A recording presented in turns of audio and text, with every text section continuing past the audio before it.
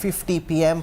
That landing currently a little delayed. The South Korean President Suk Yoon will be landing as well. After that, the Egyptian President Abdel Fattah el-Sisi, then the Australian Prime Minister Anthony Albanese, and then Joe Biden, the American President, followed by Justin Trudeau. All this at the airport in the capital in a short while from now.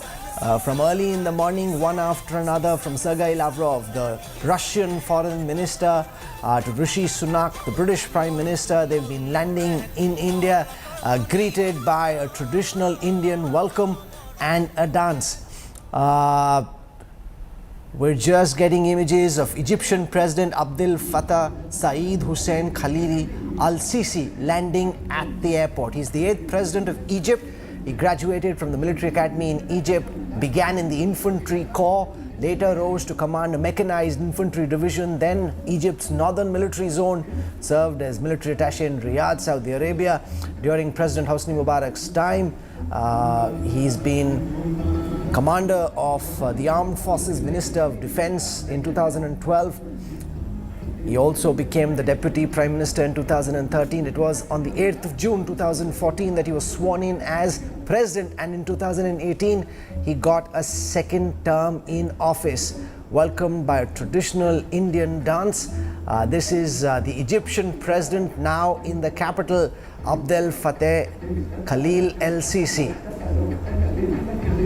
This is at the Palam Airport. One Minister of State has been going to receive each of the visiting dignitaries. I see General V.K. Singh, former Chief of the Indian Army Staff, currently Minister of State in the Modi government, along with dignitaries from the Egyptian Embassy at the Palam Airport to welcome the Egyptian President. Guests joining me in the studio as well. Ambassador, I want your sense of the Egyptian President coming in, welcomed in this fashion. They really made it a big jamboree, this big Indian Bharat style welcome. Well, let me first start complimenting India Today and Aaj Tak, because your coverage from the Mandapam has brought G20 home to everyone who's watching your channels, both the channels, which I think was a very smart idea, because otherwise people, let's say in small towns or even in villages, would not have been as aware as they perhaps are. That's the whole idea. As the Prime Minister said, this is the people's G20. The whole idea that there be the maximum people's participation, 220 meetings, 60 cities touched, all 28 states plus union territory. So they've really tried to take it to the people's door. Well, I'll tell you my personal experience. I was on speaking tour in Pune and some other cities about 6 months back. So when I asked my driver or one of the others, even some of the students and so on, who were normally very well aware, as to what they thought of G20. So they said T20 is a good idea, G20 we don't know. Okay. But a couple of months later, as you said very rightly, it had spread like wildfire. They were actually waiting for the event to happen because they thought something good was happening. Just moments before now, British Prime Minister Rishi Sunak spoke to news agency ANI. I want to show you some excerpts of what Rishi Sunak said addressing the question of Khalistani terrorism. He was welcomed by Minister of State Ashwini Chaubey. Let's listen to the British Prime Minister. He's come with his wife Akshata, who's Narayan Murthy's daughter, the chairman, founder of Infosys. And let's listen to Rishi Sunak, Prime Minister of Great Britain.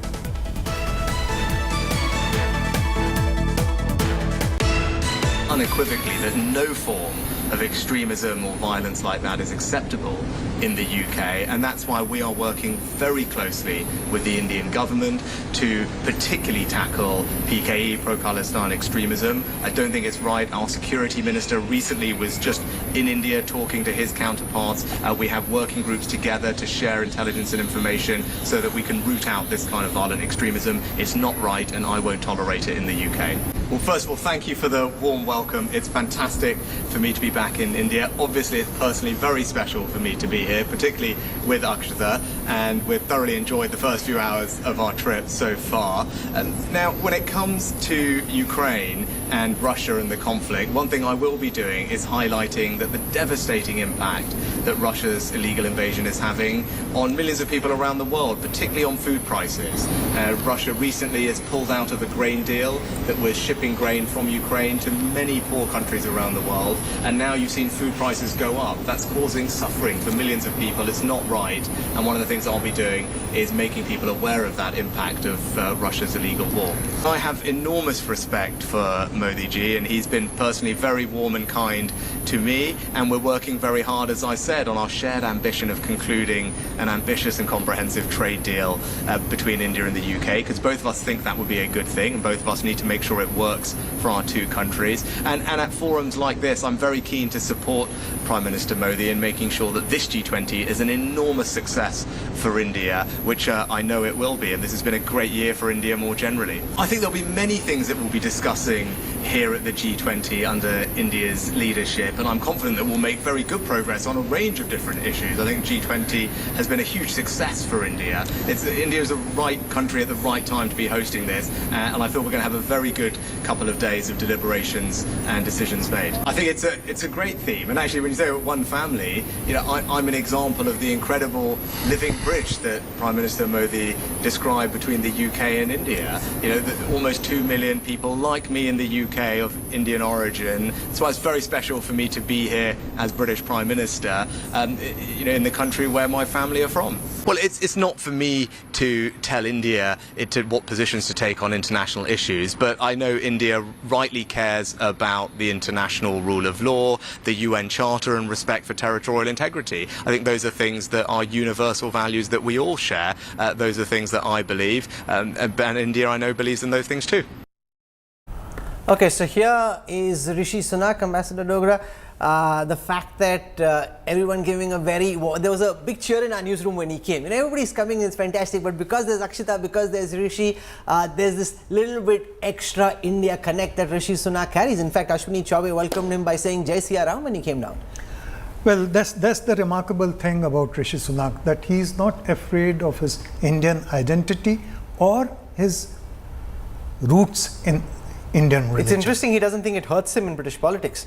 No, in fact, the record so far has been of British politics that they go after anyone who doesn't have the same skin as theirs, and he wears his Hinduism and Hinduness very, very openly, gently and softly. It's not aggressive in any manner. But it's quite unabashed. Yes, he's not absolutely. subtle about it. He came to a big puja, participated in the puja, and was very, very open. He's not being private about it. He's very public in his display, and that's also possibly one of the reasons why he's got the warmest reception so far. Well, I hope he continues to get warmest reception, not just in India, but also back home in England. Okay. Because that's a tricky situation. I want to go across to our Foreign Affairs editor, Geeta Mohan. She's been on a massive role since the morning. All the big newsmakers coming in, one after another, lining up to speak to Geeta Mohan. So well done, Geeta. That's quite fantastic. Who do you have in your kitty next? Just tell me privately, not publicly, but most importantly, the fact that in that press conference, Sherpa Amitabh Kant, coordinator Harsh Shringla and Vinay Quatra basically said that the leaders' declaration is ready, suggests that they still seem to be pushing for a joint communique. Give our viewers the real sense of whether a joint communique is still possible. Is this public posturing? Should we dial down expectations, or could there be a last-minute sixer still? Well, there could be a last-minute consensus, because at the end of the day, Rahul, in a situation where we're talking about G20 and such important forums and blocs, it is the leadership intervention that really cracks it. During the Bali Declaration as well, the Indonesia-Bali Summit, it was last minute that Indonesia managed to get that Bali Declaration in. And yes, with a lot of help from India, because back then, India was in a unique position of conversing with Russia and with the West. So there was a major role that India played in ensuring that Prime Minister Modi's statement that this is not an era of war is included in that declaration. But things have changed for Russia since then, and that's why Russia is determined that this time around the Russia-Ukraine war language cannot be part of a consensus document, although Russia keeps maintaining that it was a majority document and not a consensus document in Bali, but it was a consensus Bali declaration. This time around, it is going to be difficult, because if there was a consensus that the Sherpas reached, which was to end yesterday, Rahul, but the meeting continued and spilled over today as well. If there was a consensus, Amitabh Kant would have declared consensus document, and the fact that the leaders are just going to sign on and agree on that document. You know, in that press conference this afternoon, it was quite clear that Amitabh Kant hadn't got much sleep, and you can quite imagine why and how over the last few days, looking quite puffed, tired, but still very energetic and going all out to see if a consensus could be formed. India has rolled out the red carpet for world leaders for the G20 summit. In case you've been at work all day and you couldn't get to see the welcome that's been accorded so far, here's a look at the leaders who've been coming to Delhi since the morning and the manner in which the cultural red carpet has been rolled out for their welcome.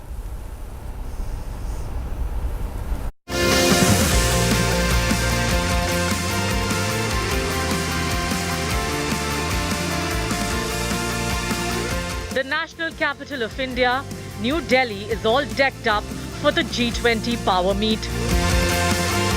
From Mayur Thal for the welcome ritual at the hotels to country's rich heritage on display at the venue, the Bharat Mandapam.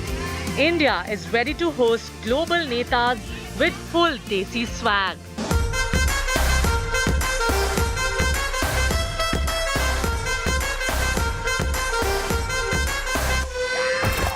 The world's top leaders are being treated to a rousing traditional welcome at the Palam Airport in Delhi. British Prime Minister Rishi Sunak, accompanied by First Lady Akshata Murthy, were greeted by Union Minister Ashwini Chaubey.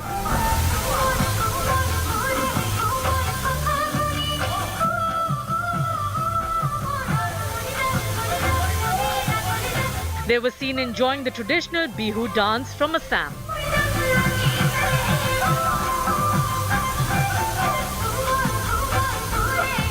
Italian Prime Minister Giorgia Meloni was welcomed by Union Minister Shobha Karandlaje. Come now, follow my lead. Come now, follow my lead. Prime Minister Meloni clicked pictures with artists who performed for her on her arrival. Japanese Prime Minister Fumio Kishida was received by Union Minister Ashwini Vaishnav. IMF chief Kristalina Georgieva arrived on Thursday night and grooved to a Sambalpuri song.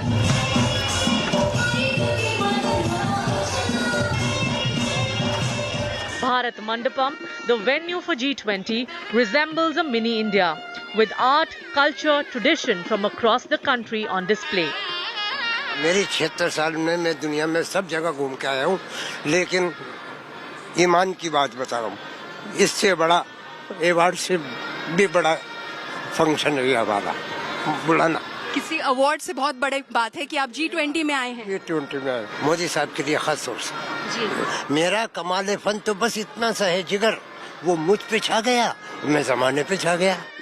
The National Gallery of Modern Art is all set to host the spouses of the heads of states with an exquisite exhibition of India's traditional weaves.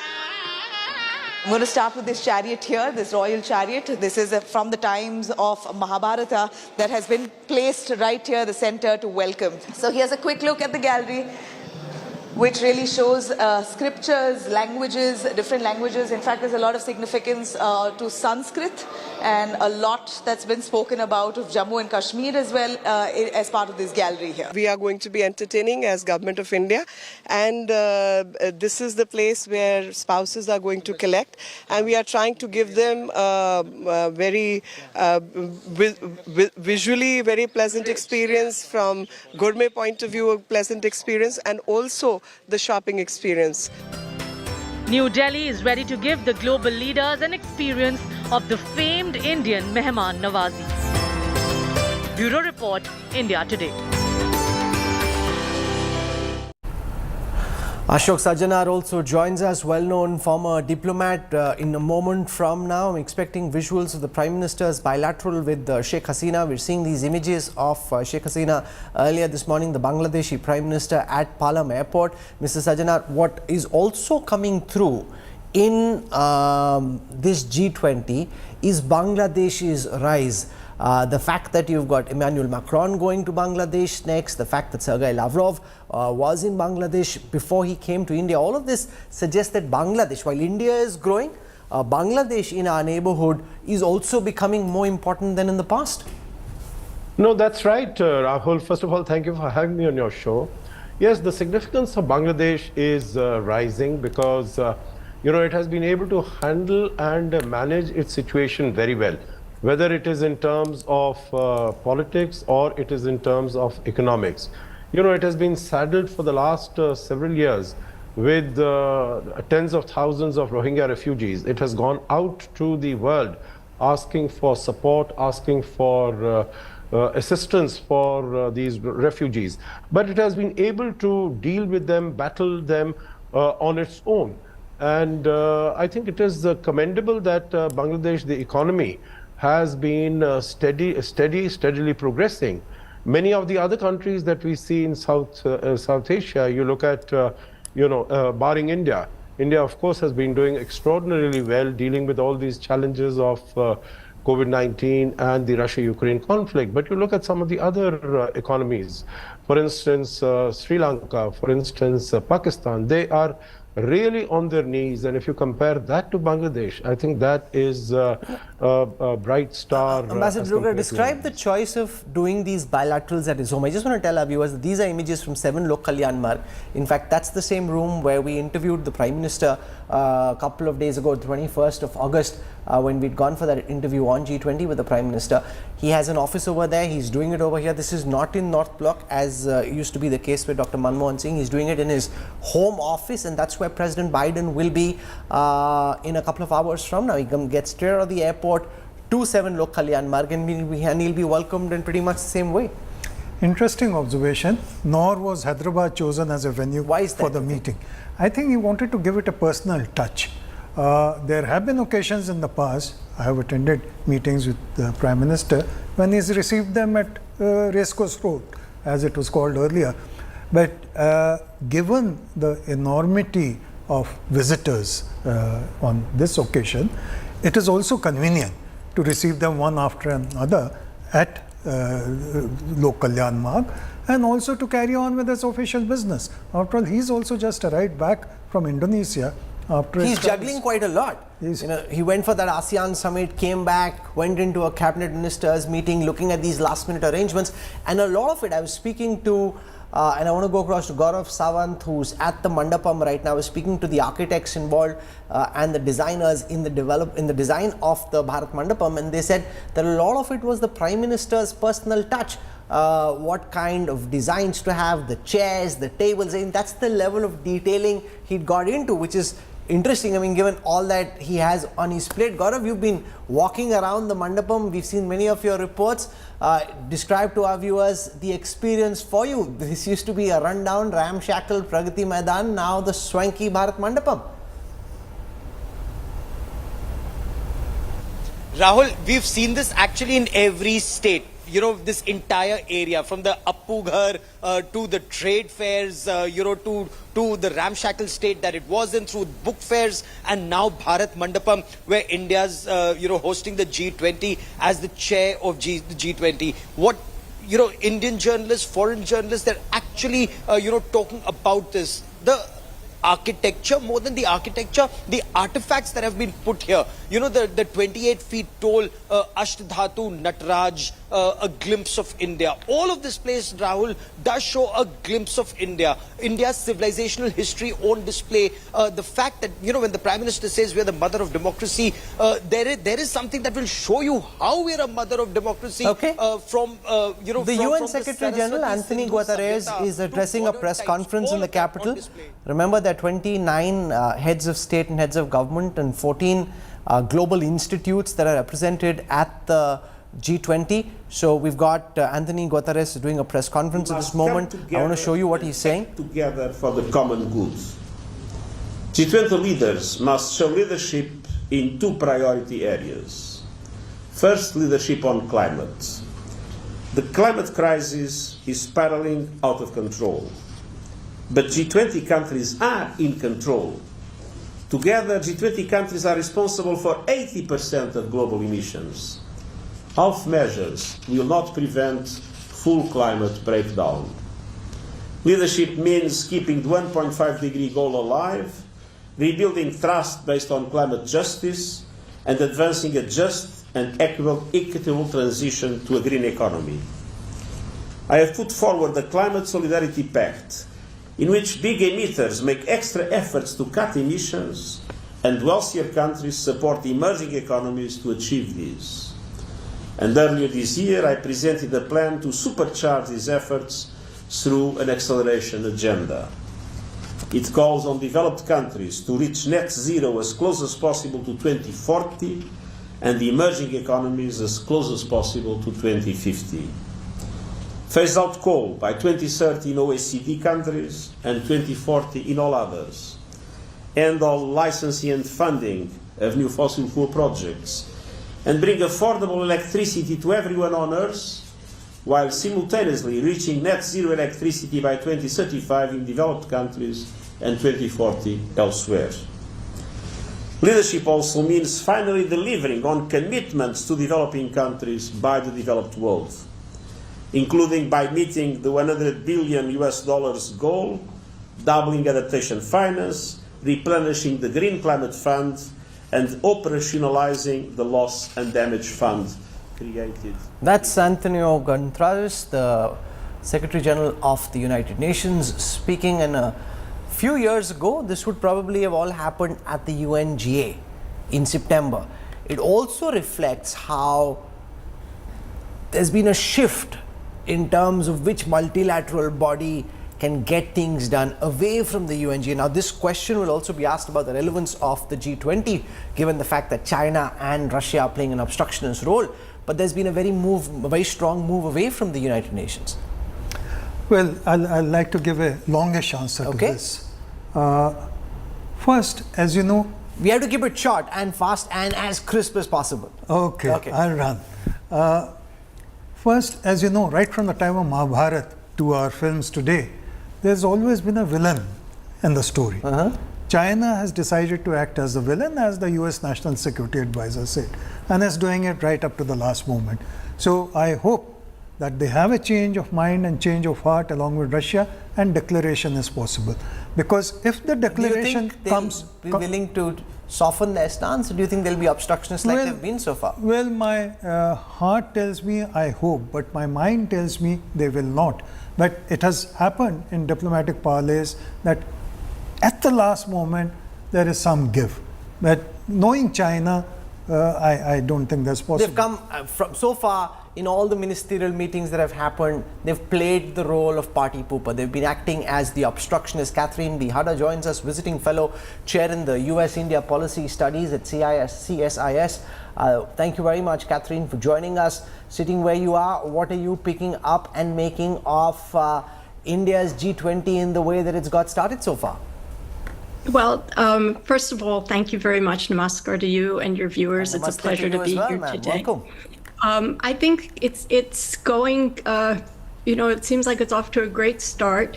The G20, is an interesting organization. I was listening to the question of whether it could replace the UN. I don't think it can. I don't know that many people would say that it would. It's not enforceable, for example. And its membership is very significant, because it's 20 leading world economies. But it is limited. So no, it's not about whether the G20 can replace the UN. Nothing can replace the United Nations. It's about how the United Nations is becoming less significant and less important than in the past. For example, take the P5, the 5 permanent members of the United Nations who are supposed to shape the global world order.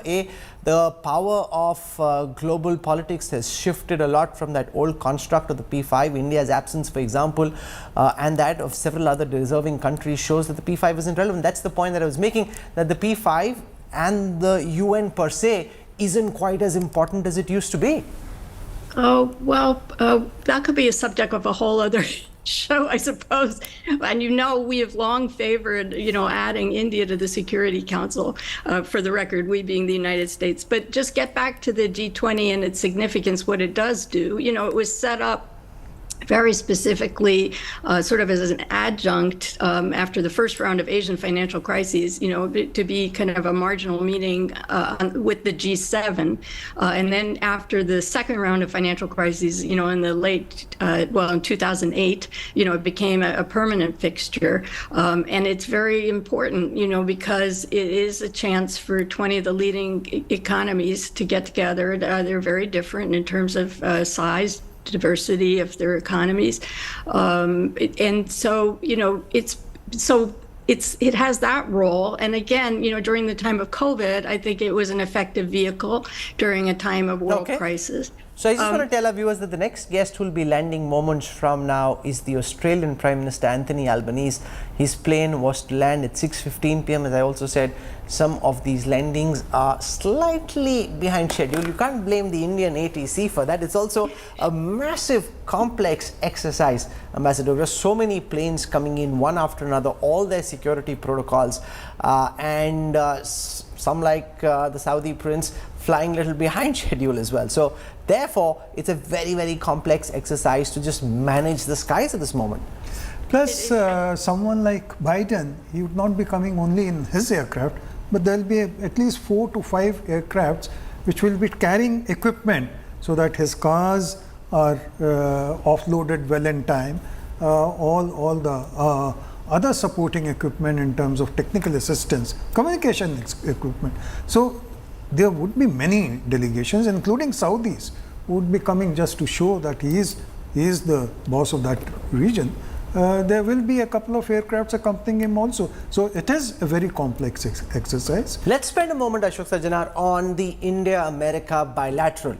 On the back of what we saw in Washington, D.C. between the Indian Prime Minister and the American President, what are the specific takeaways? I've heard 5G, 6G, we've heard the Predator drones, we've heard the GE jet engines, all of these being discussed. Are you expecting any key outcomes, or is this just really because there won't be enough time to sink your teeth in like there was in Washington? So does that mean that there may not be as many outcomes as there were when the Prime Minister and the American President met last?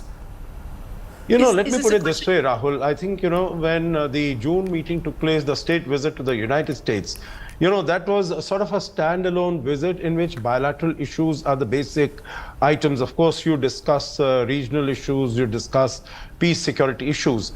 Here, this is, as far as the bilateral is concerned, it is on the sidelines. So I think this time, and obviously there is not all that much time available with the two leaders, with the two protagonists, to go over all details of the bilateral ties. It's been just about 2-3 months back that they met. But very significant decisions were taken, whether it was on the G414 engines, whether it was on, as you mentioned, AI, 5G, 6G. There is also semiconductor, Micron Industries to put in $825 million, $2.75 billion. So, but what we've been hearing now in terms of setting up the nuclear reactors, civilian nuclear reactors in India, and also a connectivity initiative between India, United States, UAE, and Saudi Arabia.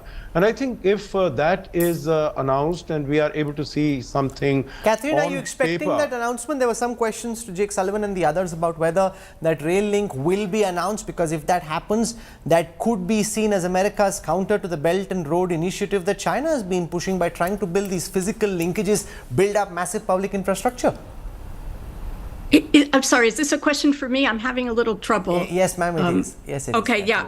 I think, I think the gentleman is right. We are going to see some announcements, or at least of progress. I will say it was a state visit, a 3-day state visit that the Prime Minister had. So no, there won't be quite as much time for the in-depth discussion. What I would predict would be on the agenda. I mean, we've heard about the nuclear reactors, as was mentioned, whether there's progress on the joint manufacturing manufacturing of the jet engines. I had heard that India might announce opening of new consulates in the United States. I think high on the White House agenda, though, is the issue of World Bank reform, which also fits into the G20 agenda and India's own priority of equity, in one world, one family, because what the United States is seeking to do is create a fund that would enable, low cost or no cost, financing to less developed economies of issues that are of concern to all of us, such as climate change mitigation. And that is a counter to Belt and Road, but more importantly, it's just a way to promote, equitable development. Since the focus this evening is going to be on this big bilateral, let me take you through some of the key expectations. Remember, we've been discussing the plan to jointly manufacture jet engines in India, the purchase of the MQ-9B armed Predator drones, the agreement on civil nuclear liabilities, key agreements on trade are some of the discussion points for this bilateral. Let's take a look. Ties stronger than ever. India reciprocates the red carpet hospitality to US President Joe Biden. Prime Minister Narendra Modi and President Biden poised to build on their previous engagements in Washington, D.C. earlier this June. 3 months ago, India and the United States forged a deeper military partnership. In June, the aerospace unit of General Electric announced it had signed an agreement with India's Hindustan Aeronautics to jointly make engines in India to power fighter jets for the Indian Air Force.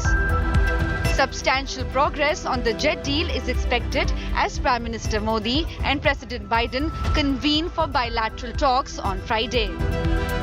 As the president heads to the G20, he's committed to working with emerging market partners to deliver big things together. That's what we believe the world will see in New Delhi this weekend. The United States' commitment to the G20 hasn't wavered, and we hope this G20 summit will show that the world's major economies can work together even in challenging times. The agenda for the bilateral talks set to take place at Prime Minister Modi's residence aims to expand strategic cooperation, anticipate significant advancements in defense and advanced technology, state-of-the-art drones, artificial intelligence, and telecommunications, among other topics. With Washington showing a willingness to assist India in expanding its nuclear power program to address climate change challenges. Both sides may make headway in revitalizing the India-US nuclear deal originally signed during UPA-1. The US administration unequivocally recognizes India's outstanding presidency of the G20 amidst the ongoing conflict in Europe. I believe the G20, in spite of obvious problems due to Russia's war against Ukraine and Russia's, general absence from G20 initiatives, I believe the G20 has been extremely effective, and especially under India's leadership, our goals for the G20 have coincided closely with those of India. Bilateral talks, therefore, likely to showcase America's unwavering commitment to a rising power like India during these tumultuous times. Economic cooperation, financial reforms, and fostering an improved investment climate expected to be the central two discussions as the two nations elevate their partnership. With the presidents of China and Russia absent from the summit, the United States likely to bolster India's standing in global geopolitics. Prime Minister Modi and President Biden set to engage in comprehensive talks on security and the situation in the Indo-Pacific region. In the midst of a changing global landscape, these bilateral talks set the stage for a brighter and more collaborative future. Bureau Report, India Today. Several of the big newsmakers who've landed in the national capital have been speaking first and exclusively to the India Today group. I want to show you excerpts from a conversation with the President of the European Union, Ursula von der Leyen. My colleague Geeta Mohan was in conversation with the European Union President. Here she is. I'm being joined by the European Commission President Ursula von der Leyen. Thank you so much, ma'am, for joining us here on India Today. A big day, big few days for India. How do you look at India's G20 presidency? According to you, is this one of the most or the biggest and the most challenging G20 presidencies that you have ever seen? So India's G20 presidency is exceptional. And yes, we live in very challenging and difficult times. The more India takes merit for mastering this G20 presidency, I think it's also due to the leadership of Prime Minister Modi. And what I experience here coming to the country is that there is a whole national effort to master the G20 presidency by the largest democracy we have on this globe. Well, that's right. But there are issues. When it comes to consensus, the joint communique is far from becoming a consensus document. There are issues when it comes to the Russia-Ukraine war, when it comes to climate change. But let's talk about the Russia-Ukraine war. India says and is confident that there is going to be a joint communique on development. But on Russia-Ukraine war, they say that it is not their creation and not their concern. What's the European Commission's view? So the G20 is an organization where we have the difficult topics on the table and we need to find a consensus.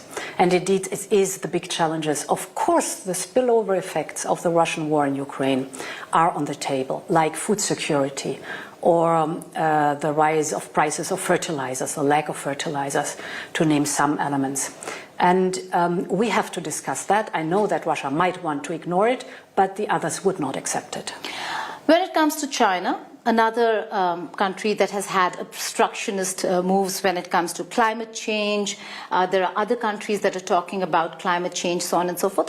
How does the European Commission look at a consensus document when it comes to climate change and tackling climate change? So I think this time very important is the topic of climate finance. It's at the center of the discussion because we have to make sure that the needs of the developing world are being heard and there's an answer. And for climate change, I think, first of all, it's important that the developed countries live up to their promise to pay the $100 billion. Okay, so we're getting images now of Australian Prime Minister Anthony Albanese. His plane has landed in the capital, also called Albo, the 31st Prime Minister of Australia. He's been the Deputy Prime Minister before this in the Kevin Rudd government. He was elected the leader of the Labour Party. Big friend of India, big friend of cricket. We're being told that Rajiv Chandrasekhar, the Minister of State of IT, will be receiving Anthony Albanese, the Australian Prime Minister, who is to come out in a moment from now. The fact that there's this cultural festival just makes things interesting. That you've got like this welcome, and I also saw Kristina Georgieva, the head of the International Monetary Fund, as its managing director, actually shake a leg and do a bit of assembly dance, and that just makes things interesting. Well, in fact, her aides had to politely tell her that enough of dancing. Now get on to the business. She's actually a very serious person. I mean, she heads the IMF. Of course, she needs to be serious, but it's just about getting in and grooving with the moment. Yeah, Rahul, you are absolutely right. In fact, there's a mix of culture and mix of technology, especially in Mandapam. This comes through very clearly.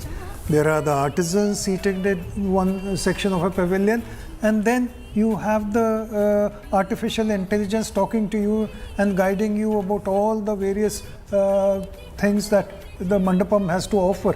Another thing, going to the Museum of Modern Art, which you showed. There she is, Kristina Georgieva, the head of the International Monetary Fund, very staid, serious office in Washington, D.C. Breaking into a dance. Dharmendra Pradhan, the HRD minister, was there to welcome her at the airport. So he's very chuffed that he got her to shake a leg as well and just kind of makes things lighter and more interesting. I wonder, and I'm really curious, I must tell you, to see what happens when Justin Trudeau comes. Will they be playing the Bhangra? I mean, just imagine how ironic and interesting that would be if when the Canadian Prime Minister lands in the capital, there are the Bhangra beats playing. So we don't know that. Not this time, Rahul. He's just got divorced. So he's in a sort of a sulk mood. And talking of sulk, I'm glad Chinese president didn't come, because he would have been sulking all through the 2 days of meetings. So in some ways it's a blessing. Big wedding, you have somebody who's sulking, somebody who wants to stay away. So Xi uncle playing that role this time round. On the right, you see images from Palam Airport. Rajiv Chandrasekhar is there to receive Anthony Albanese, the Australian Prime Minister, who is just about to come out of his aircraft and will be welcomed in the national capital. Remember, Australia and India have been working very hard on developing their friendship, and the fact that they're members of the Quad, the fact that they have very strong interests in the Indo-Pacific, and for a very long time it was seen as if Australia was getting very close to China, but now they see the threat. From beef to wine, Australia was exporting a lot to China. Now they see and feel the threat. There he is, Anthony Albanese. Albo, welcome to India. Australia still has 30% of exports going to China. So there is that connection. You know, and it's also interesting how when Akshata Murthy came down, she's wearing this lovely skirt.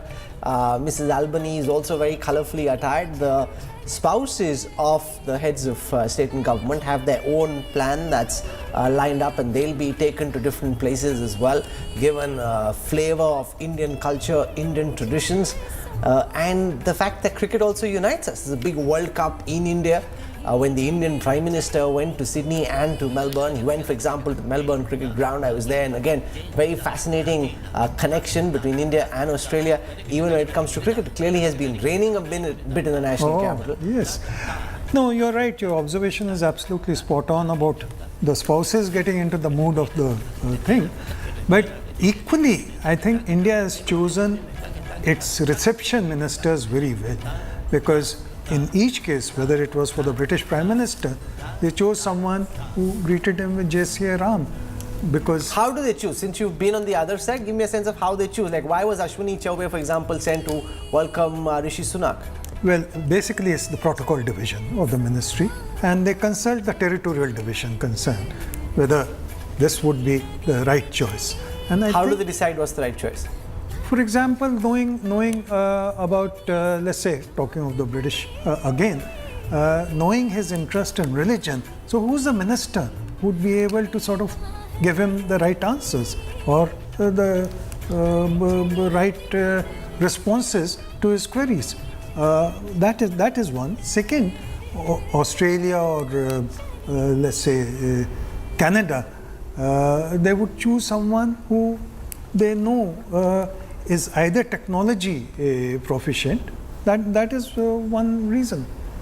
Okay, so that's Anthony Albanese now getting set to leave Palam Airport. The next person to come after Anthony Albanese will be Joe Biden.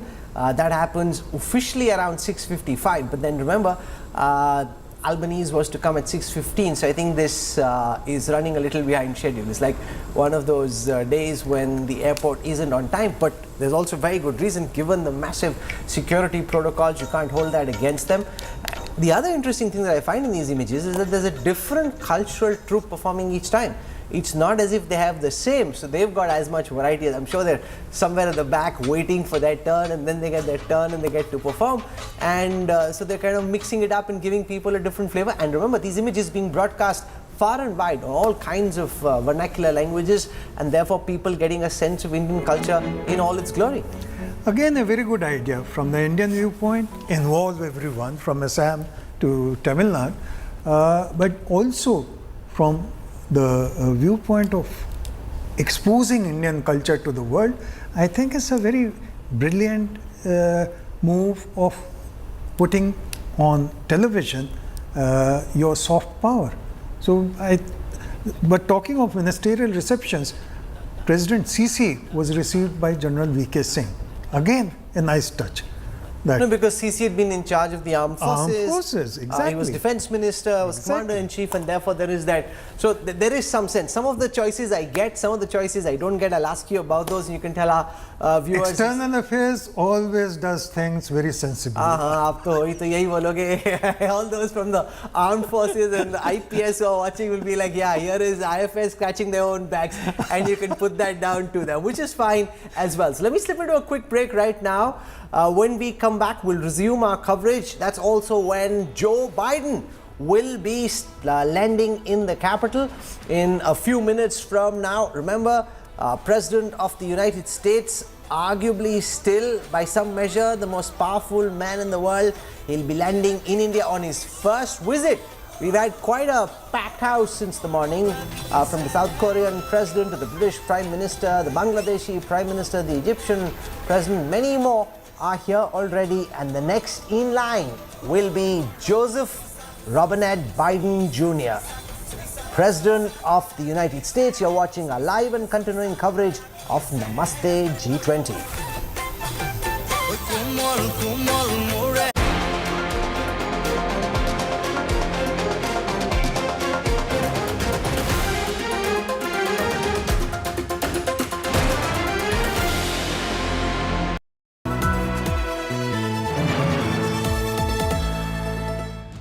India aims big with the G20.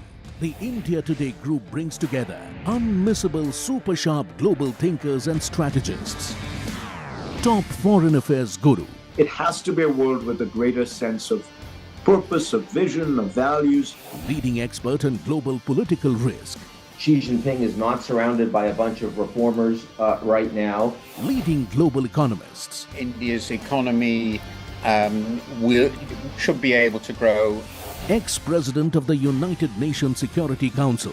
This is an indication that relations between China and India still remain very troubled. The Indian imperative, debated like never before. Only on India Today.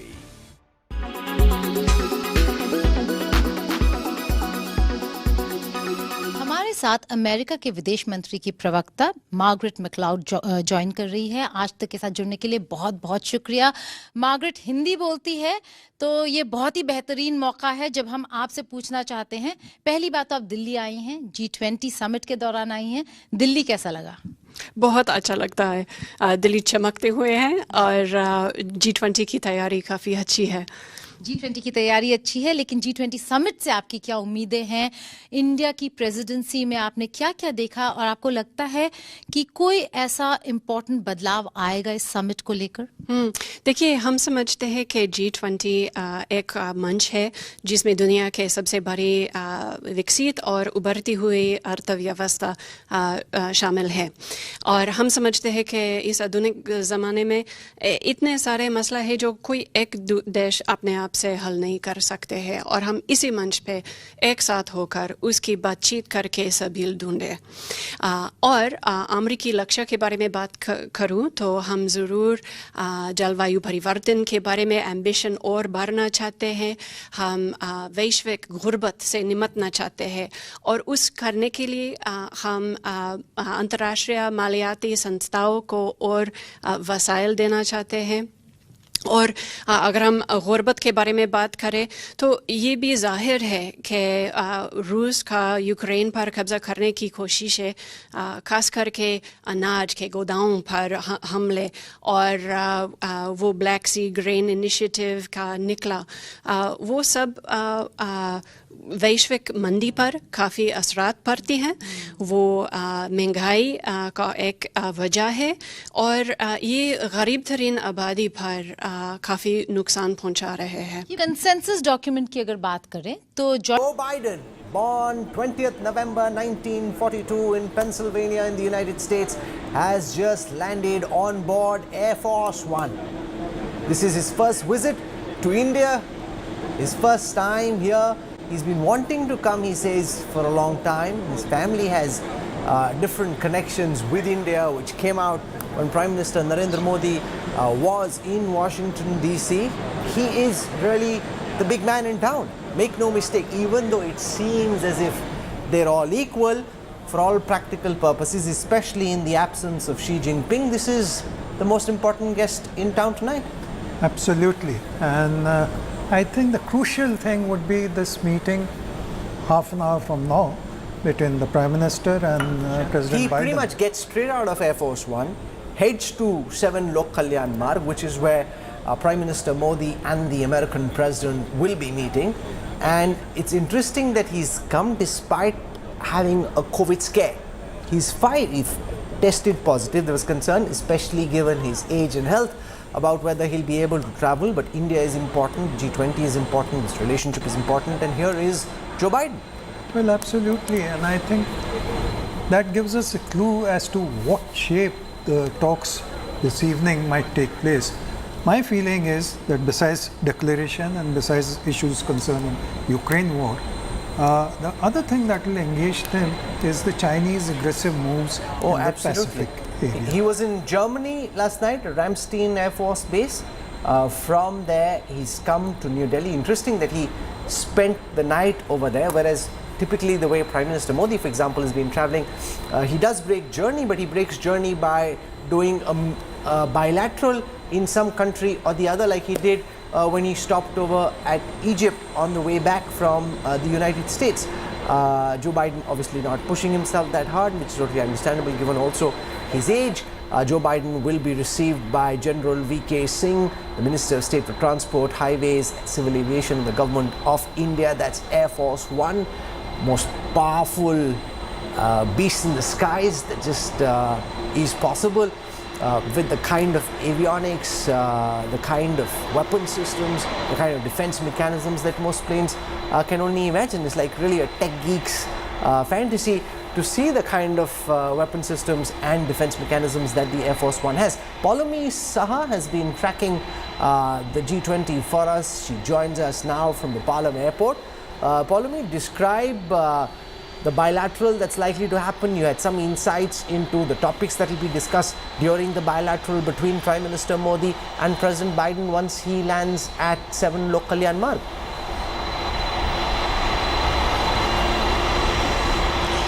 Well, Rahul, I am at the Bharat Mandapam right now, where, of course, the G20 summit is to take place over the next 2 days. And, of course, as you are telling our viewers, and the pictures we're beaming to our viewers live right now, President Joe Biden has, in fact, landed in New Delhi. He will be headed straight from the airport, from the Palam Technical Air Base to 7 Lok Kalyan Marg, the Prime Minister's residence, where he will be, in fact, holding that bilateral meeting with Prime Minister Modi. A break from protocol over there. That the Prime Minister is hosting leaders of Mauritius, Bangladesh, and now the United States at his residence. Usually we've seen bilateral meetings that take place at Hyderabad House. Up until last night, in fact, Rahul, there was a lot of confusion as to whether the bilateral meetings, at least for today, were scheduled to take place.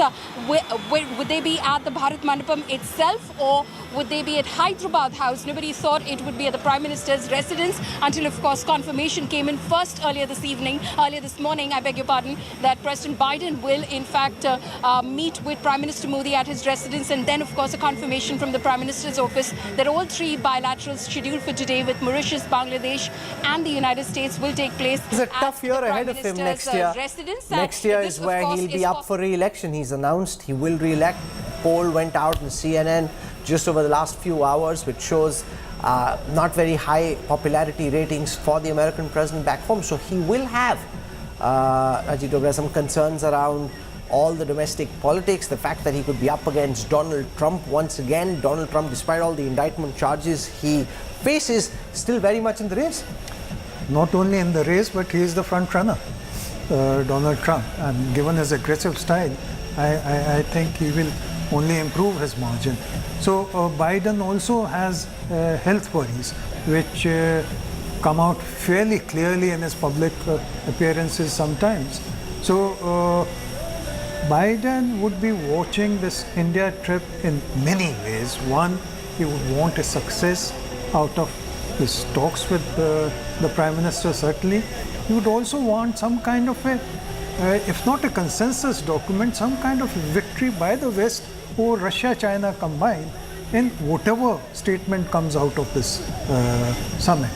The third thing is that American economy, despite all the news, positive news which comes out in such occasions, is not in the best of health. So Biden is keen that somehow he's seen to be as a leader of the world, and one of the ways he wants to do that is to reduce China's influence in world bodies like the World Bank.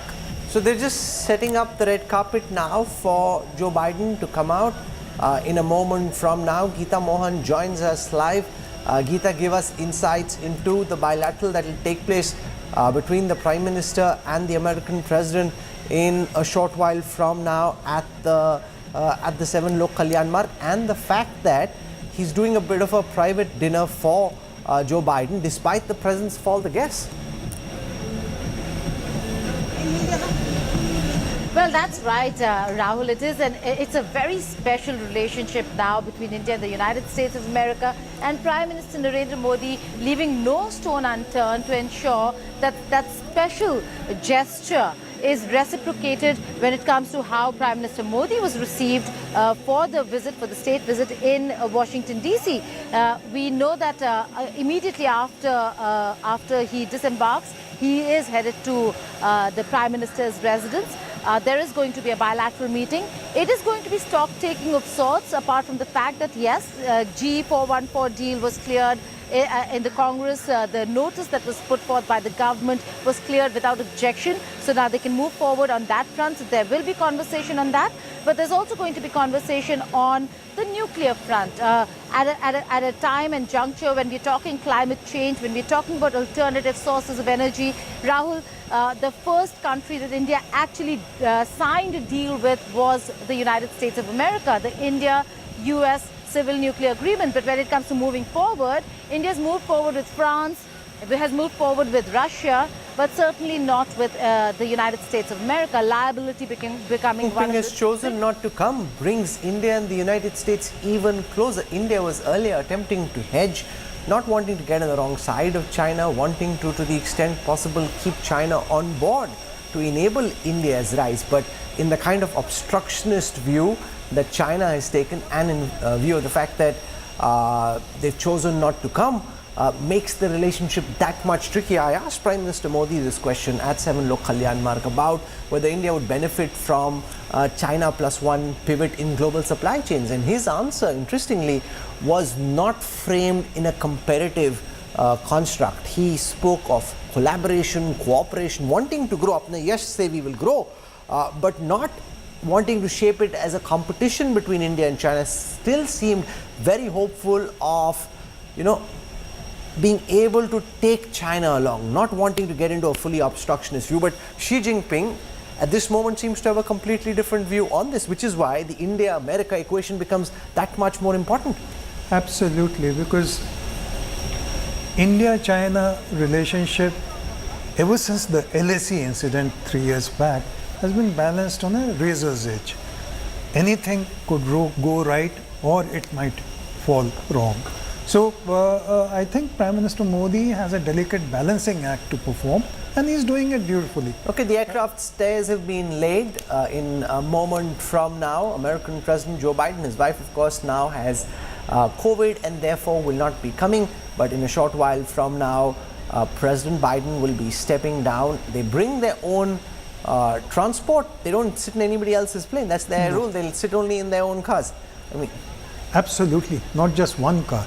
There will be a standby car and a standby car, and not let anybody know which car the American president is in. So, but there have been mishaps, despite all that care that security people take. But I think American president is in a position, despite China's rise, that he's still the most protected individual in the world. No, he still is, make no mistake, the most powerful man in the world. He's 81 plus years old, contesting re-election next year when he'll be 82. If he does win, he'll be 86 by the time his second presidency gets over. Lots of concerns about his age, his health back home, but he, on balance, if you see, for example, his leadership of the G7, or if you see how he's marshaled the response in Ukraine to the Russian aggression, he's actually proven to be a very competent president on global matters. Competent in terms of bullying the Europeans to fall in line. Whether he's competent in terms of America's overall interests, that I think history's verdict will tell.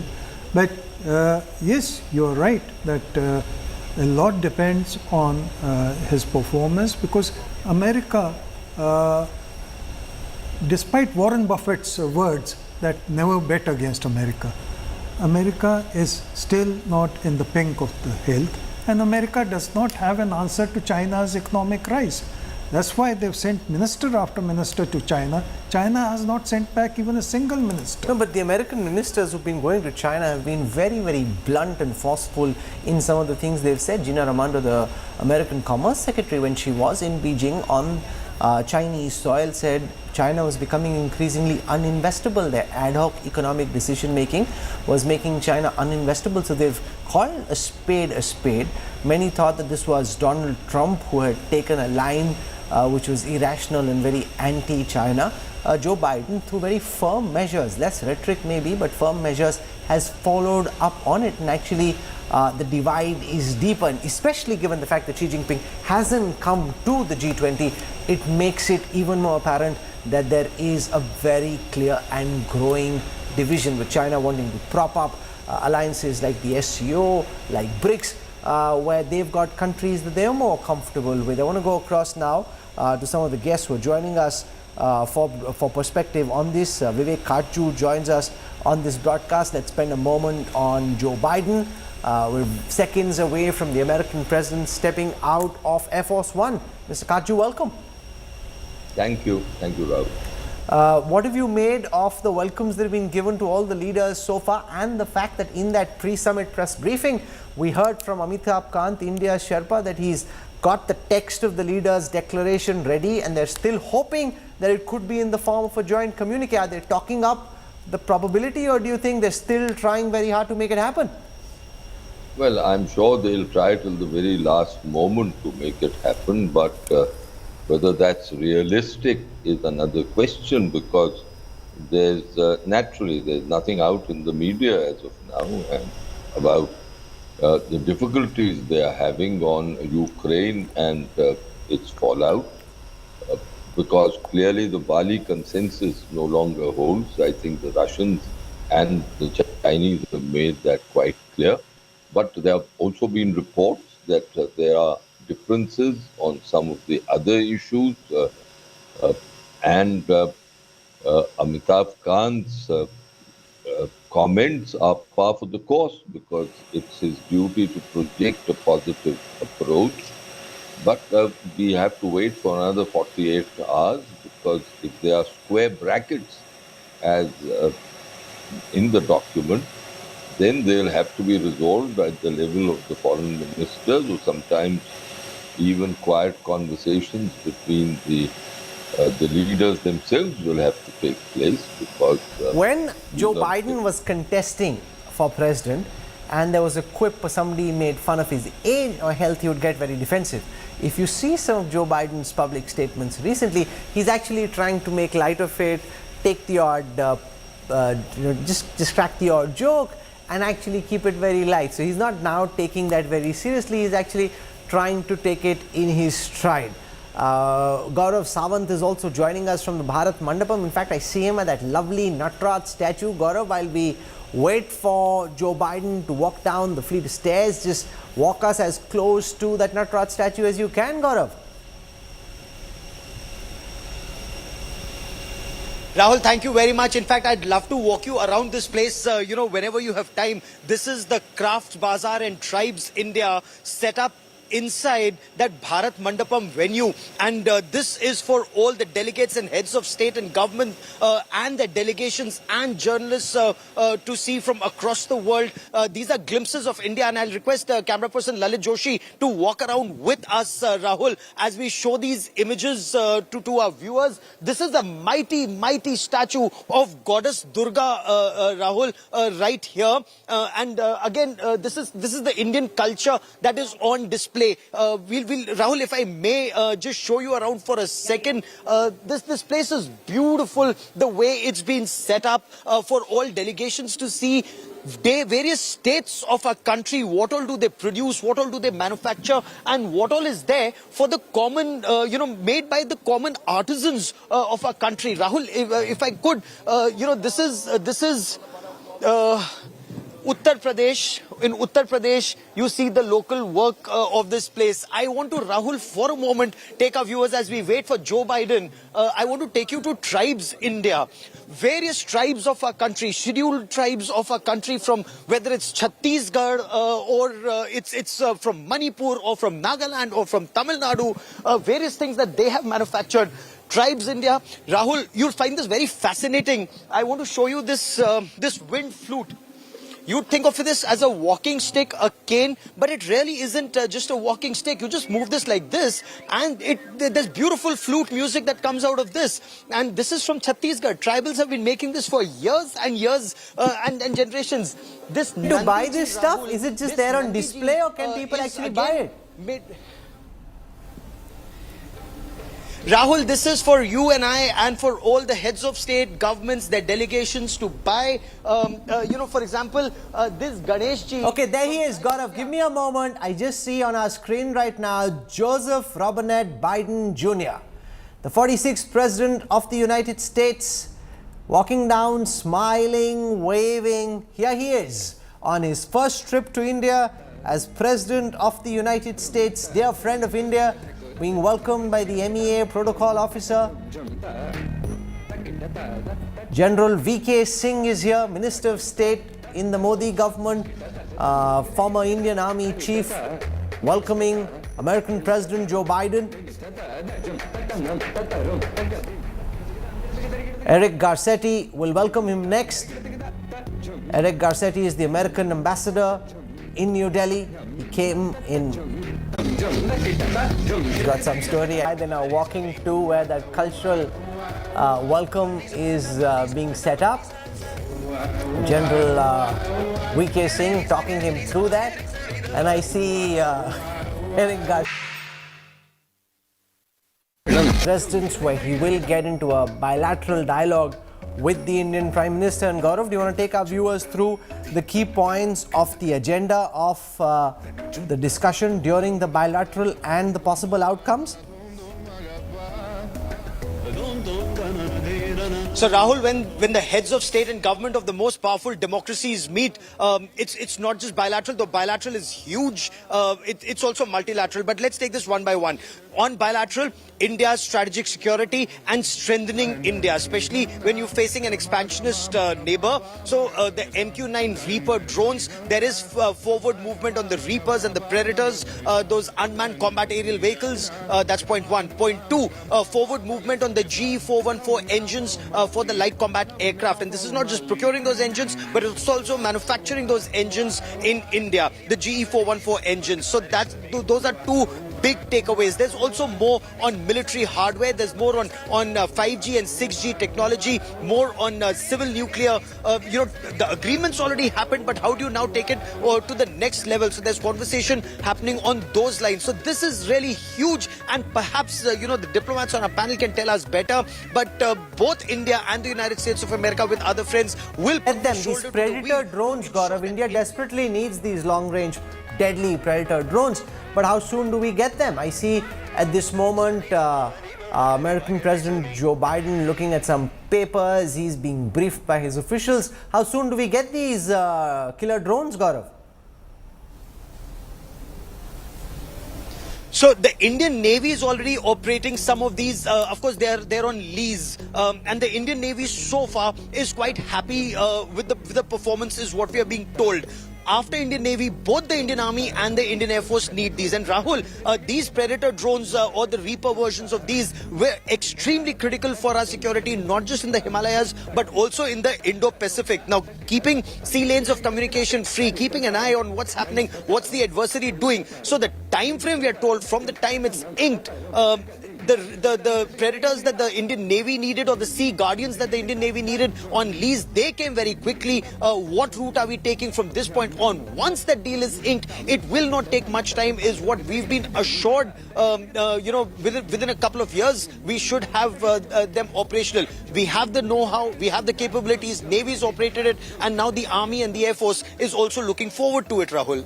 Okay, Geeta Mohan is also with us. Geeta, the focus now on that bilateral meeting between President Biden and Indian Prime Minister Narendra Modi, as we see the American President drive out of the Air Force base from where he'll head towards Lok Kalyan Marg, the Prime Minister's residence. Do you want to give us a sense of what the Ministry of External Affairs expects will emerge from the bilateral, Geeta? Well, the expectations are large when it comes to bilateral aspects. Of course, there's a multilateral format, but the bilateral is going to be very important. The takeaways will be from the meetings that took place in the United States of America, Rahul. A lot of forward movement on that front when it comes to the G414 deal. There are many other aspects when it comes to the civil nuclear agreement between India and the United States of America that both sides would want to take forward. Technology transfer is another aspect that has been very big on India and the United States of America's agenda, as also the fact that they're looking at a digital transformation and digital cooperation. So on all those fronts, there are going to be conversations. We do not know clearly whether there are going to be MOUs and agreements, because there were so many agreements that were signed just not so long ago in Washington, D.C. But look at the welcome. He's been welcomed to a fusion number between a classical South Indian song to an Ed Sheeran, and we have the protocol officer Aman Puri there receiving most of the guests. Now, I do not really know, Rahul, whether if Aman was there for this as well. The two very important protocol officers, Anshuman Gaur and Aman Puri, who have been receiving guests along with the ministers in waiting. So a very important warm welcome for President Biden. Both sides looking forward to taking forward the conversations that they had in DC. There will be a lot of outcomes when it comes to deliverables. But again, we'll have to wait and see what the joint statement of the two leaders are going to look like once the meeting is over. Also the fact that he's got an election coming up next year, even though whether it's a Republican president or a Democrat president, there's been bipartisan support, Geeta, for the relationship with India, but there's an election. So he's heading into an election. There's a lot more uncertainty around his election than there is around Prime Minister Modi's re-election. But of course, you still need to wait till the ballots happen, but far more of a messy contest in Washington and in the US than there seems to be in India. Is that something that weighs on the administration? Could that slow things down? Because one of the big challenges in diplomacy always is sustaining the momentum once a big bilateral gets over. Well, absolutely. That does weigh heavily on both administrations. But remember, this is not Biden's second term, so he's not absolutely lame duck. But the fact that he already has said that he will be fighting the next elections means that he's already up against the Republican Party, which is trying to gain ground within the United States of America. So what is more important over here is economic recovery, and which are the countries that really help United States of America in recovering? India. Look at the big ticket items, Rahul, that were signed in the United States of America. While that's advantage India, it certainly is advantage Biden in an election year where he's coming where he'll be going to his constituency saying, this is what I've got for you, and this is what I've got for you from the biggest market in the world, one of the biggest markets in the world, and that is India. Michael Bosicue joins us, Global Affairs Analyst at the Atlantic Council in the United States. Michael, welcome. President Joe Biden coming to India for his first visit as American President. Your sense of, the agenda that he brings from Washington and what he'd like to achieve in this bilateral with Prime Minister Modi and in the G20 summit itself. Sure. Well, good to be with you. Well, a couple of points. I'm sure Mr. Biden will handle this visit a bit better than my Canadian Prime Minister when he came to India. We all remember the kind of bizarre dress they had that wasn't appropriate at times. And I think Yes, your correspondents have been lining it up very nicely, very accurately, is that there is a very fondness, I would say, between the two leaders. I can't see the video output, but I'm sure Mr. Modi will give Mr. Biden much more than a fist bump or the other way around.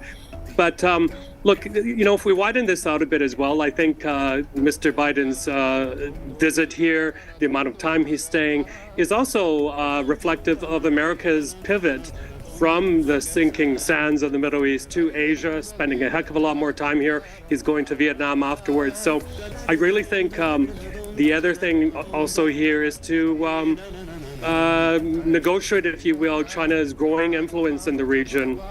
As you know, the relationship between India and China is not the best at the moment.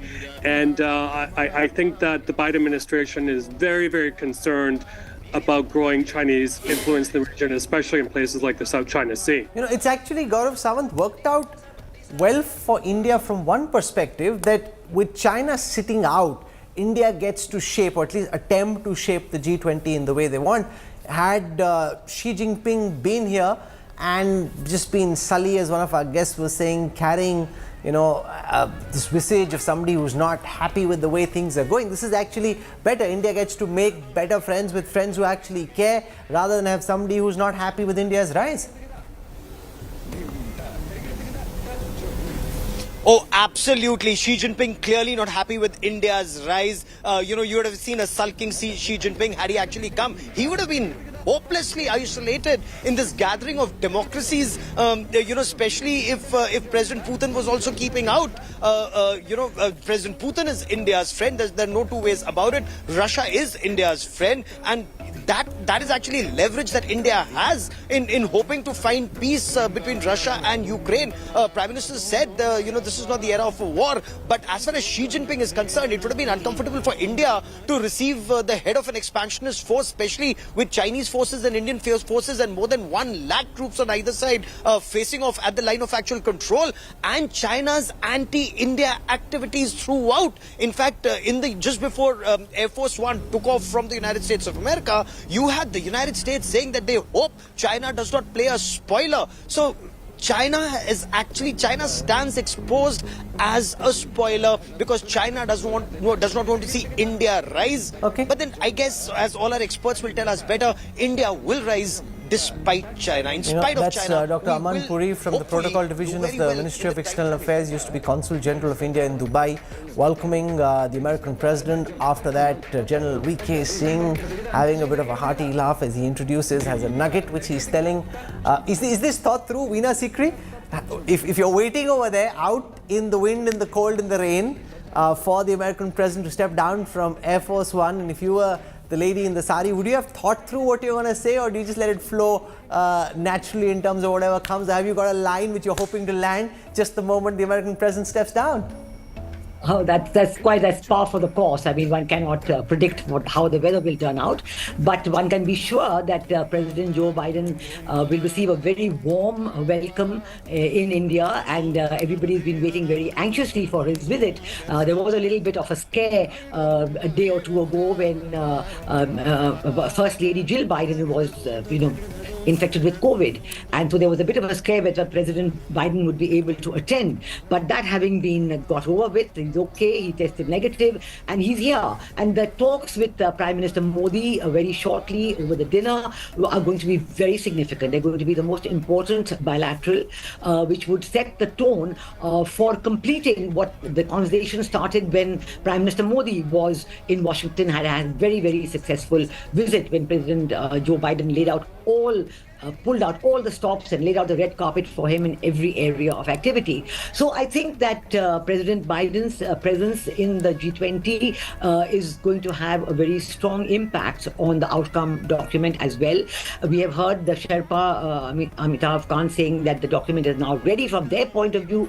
It's been sent to the leaders as is customary. So one can anticipate at this point from China, I think there could still be some objections and some difficulties in allowing a New Delhi declaration of the G20 summit to emerge. That is very much being anticipated, but one hopes that China will not continue its peevish behavior as it has in the past few weeks and months, of objecting to Vasudhaiv Kutumbakam, objecting to holding meetings in Kashmir and Arunachal Pradesh, and in many ways clearly bristling at India's success in the presidency of the G20, at India's success in holding meetings on a wide variety of subjects, over 200 meetings compared to Indonesia's presidency when they held only 25 meetings, other than the summit meeting itself.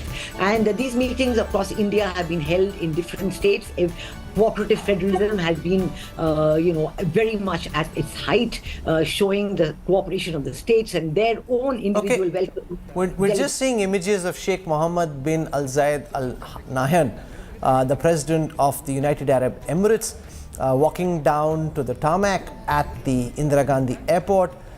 He's been president since May 2022. There he is on your screen right now, president of the United Arab Emirates.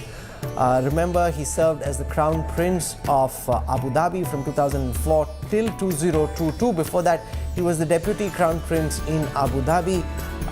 Nityanand Rai, the Minister of State for Home Affairs, who's from Bihar Lok Sabha seat. Udaipur is the one who welcomed him there. You see Dr. Aman Puri from the Ministry of External Affairs. So the UAE, of course, a federation of 7 states in the Middle East, and that's where the president is from. On your screen right now, Nityanand Rai, the president of the United Arab Emirates, coming to India. And the phenomenal thing, Veena Sikri, has been Prime Minister Modi's ability to stitch alliances and friendships with countries in the UAE, with a country like Saudi Arabia, which for a very long time was seen as being very partisan towards Pakistan, and to pull them away. It's not like they've given up their friendship with Pakistan, but they now treat India as an important friend. And to my mind, that is one of the big foreign policy successes of Prime Minister Modi's term. You are absolutely right. I think that Prime Minister Modi's outreach to these very significant countries in the Gulf, the UAE and Saudi Arabia, has really cemented Prime Minister Modi's role and India's role as a rising power and as a country that has arrived on the world stage. Because we have seen that with each of these countries, Prime Minister Modi has been able to work out a program of cooperation based on mutual benefit and mutual trust. So each of these countries is willing to work, whether it is an FTA, whether it is a Paytm agreement, the use of Indian rupees in Dubai, or it is a program of cooperation with Saudi Arabia in the petroleum sector. These are very successful and major programs that each of these countries has been willing to commit with India, and these are actually being implemented. There's no delay at all. It's agreed within a few months and weeks. These are all implemented. So this is a great point of success of Prime Minister Modi's building rapport and building confidence among leaders of these critical countries. Quite different from what it was even a few years ago. So I think able to pull this off, Vivek Kajju, the fact that these are countries which for decades have been far more pro-Pakistan, and in bodies like the OIC quite anti-India, to pull them away from Pakistan's embrace. Of course, the fact that the Pakistani economy has been imploding and the country is far less consequential than it ever was, and the fact that India has grown in stature. But that apart, given Prime Minister Modi's credentials, given the political religious outlooks of some of these countries in the Gulf region, it's a very big achievement. I think there is no doubt that the attention that the Prime Minister has paid to West Asian countries, especially Saudi Arabia and UAE, has been in India's interests. But there are a couple of other factors to permit me to say. The first of these is that there has been an evolution in these countries, in Saudi Arabia and the UAE in particular, which has assisted this process. The UAE, where I have served, 40 years ago, I was in the embassy in the UAE, is a far different country under Mohammed bin Zayed, who has been the effective ruler for over a decade now, more than a decade and a half. Then it was. It's more open. It realizes that its interests lie with countries like India. So this is a happy coincidence. Secondly, uh, this process has been going on for decades now.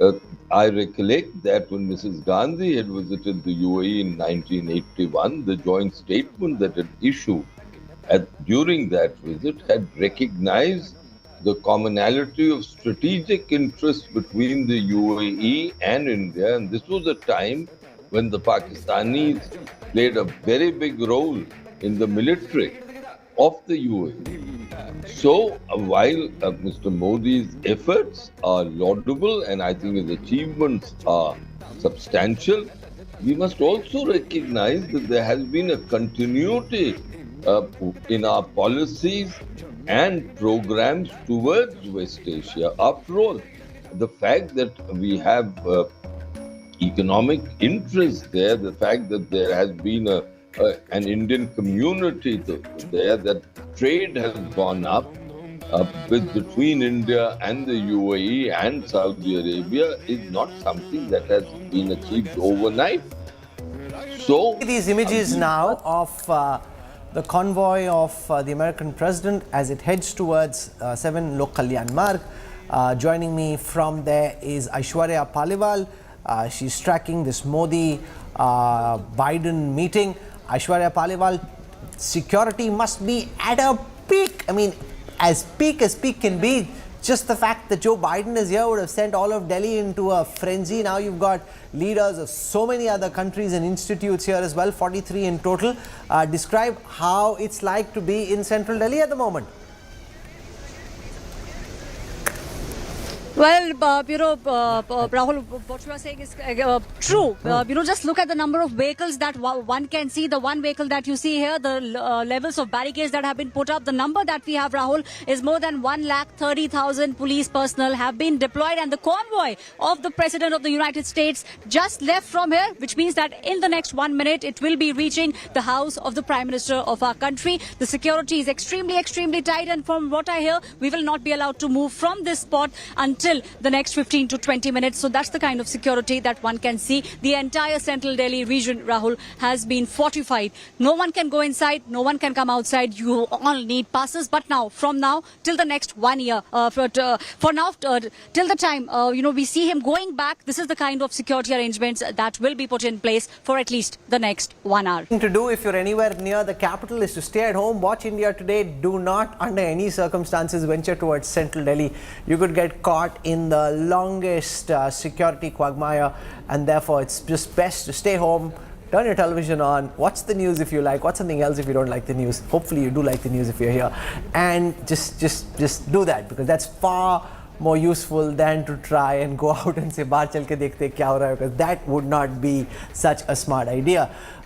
We're being told that Justin Trudeau, the Canadian Prime Minister, will be here in a short while from now, as also will Li Qiang, the Chinese Premier.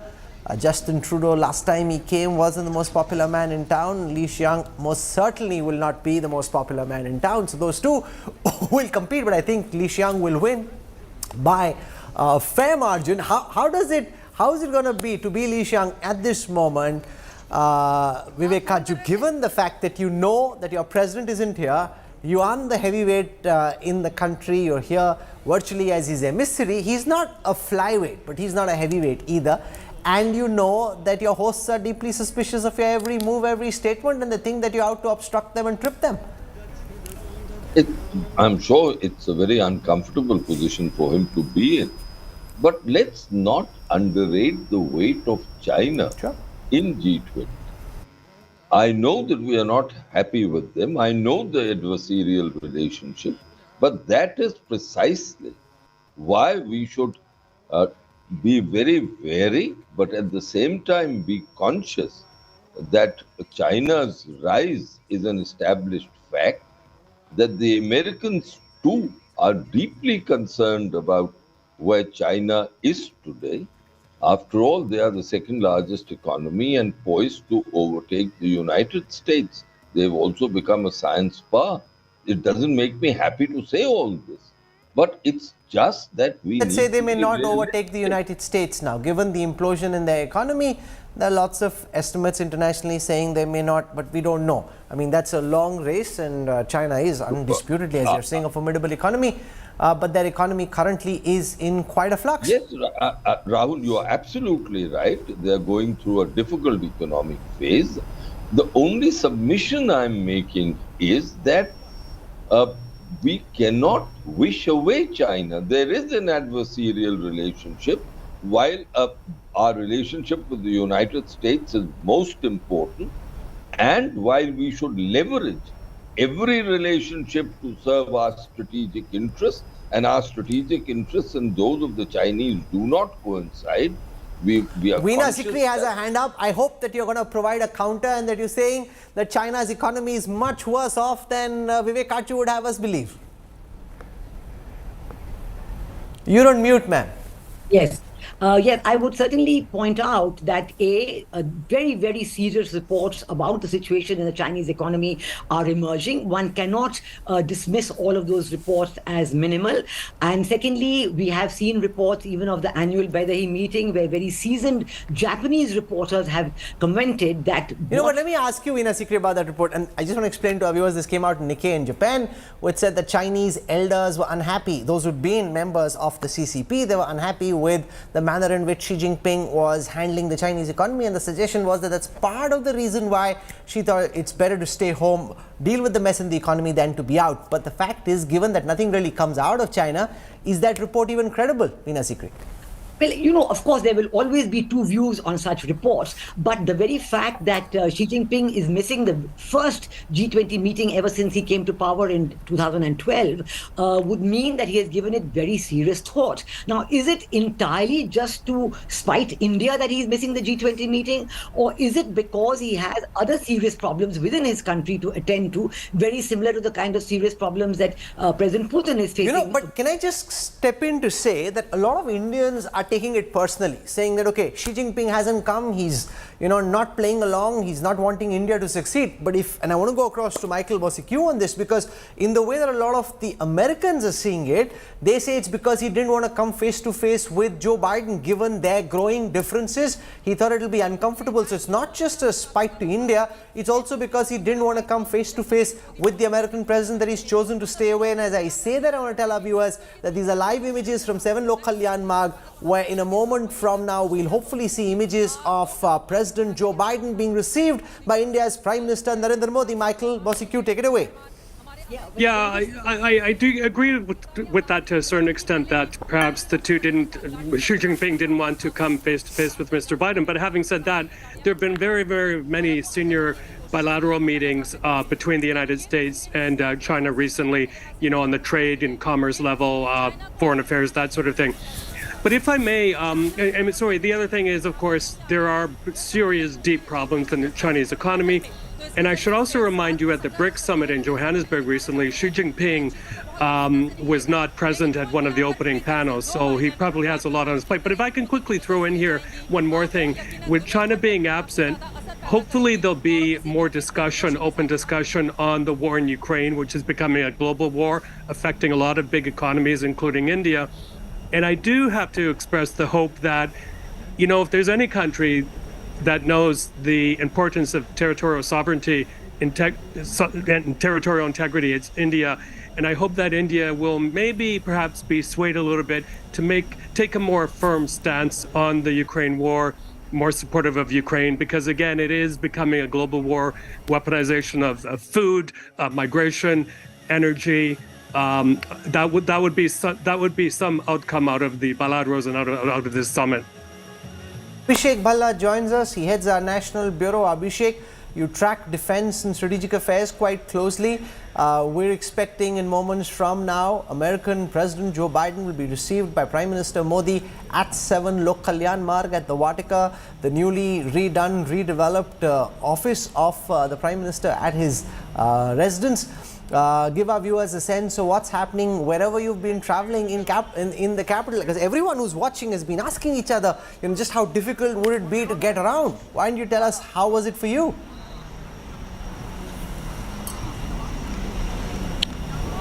Well, Rahul, it was a sort of a lockdown, but there were a lot of restrictions for movement. But at the same time, the authorities were making sure that if required, somebody in an emergency can get to where they have to.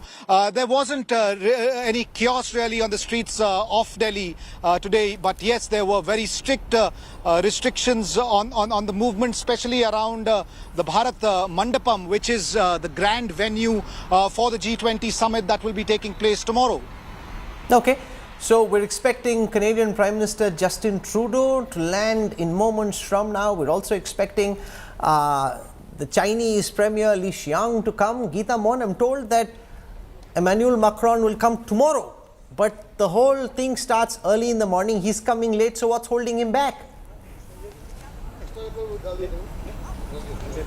Well, he is going to come a little later, but I don't think he's going to miss the important sessions, most probably the ceremonial reception, and there are going to be a lot of conversations. But Rahul, if I could come back to China a bit, China is not missing. China will not be missing in the room. A summit level meeting is a head of government, head of state meeting. Li Qiang is the premier, and they come completely armored with everything that they have. So there is going to be a lot of to and fro. Expect fireworks from the Russian side, which is Sergei Lavrov, another man you cannot say is not going to carry Russia's agenda forward. And then you have Li Qiang and Wang Yi. So the Russia-China grouping, so to say, in the G20 is their power and their efforts to put their voice forward is going to be felt. So China is not missing. The difference in interpretation is that Sergei Lavrov and Vladimir Putin and Russia in general has been a friend of India. China hasn't, and Xi Jinping making increasingly clear that he intends to double down on bitterness rather than follow a policy of rapprochement, rather than try and bring both countries closer together. He could have used this as an opportunity to pull back from Depsang, Demchok. They didn't do that. There was a big expectation that because Xi Jinping was expected to travel, that there may be some kind of de-escalation that we'd see in Demchok, Depsang, along the line of actual control. That didn't happen. Vivek, is that something that surprises you, that rather than dialing back, Xi Jinping choosing to dial down? No, it doesn't surprise me at all. If you see Chinese policy positions, if you see the way they act, they double down, they dig their heels in. And I dare say they've taken a particular view about India's orientations. Now, it's not good. I think they should be far more flexible.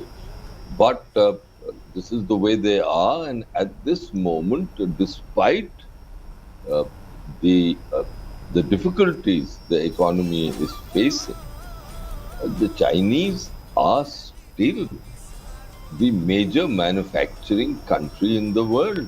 No, but this is the one time, I just saw some data from the Economist Intelligence Unit which said this is for the first time in decades that Mexico has overtaken China as the primary source of imports of goods. So Mexico now exporting more to the United States than China is, and that shows how the interdependence which we took as granted in global trade now being shaken up faster and more visibly than one would have imagined. I've got some images coming in of Rishi Sunak, the British Prime Minister, with students and staff at the British Council in India.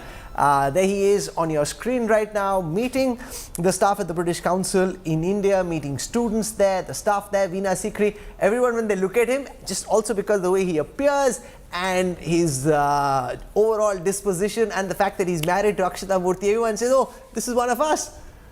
Yeah, I think that Prime Minister Rishi Sunak has been amazing, completely unabashed about his love for India, and saying even as he came on the plane that I'm a proud Hindu. So I think one can certainly see that his the reaction, the interest of people to meet him is very high. His own family in India, I believe, has mounted a great welcome for him.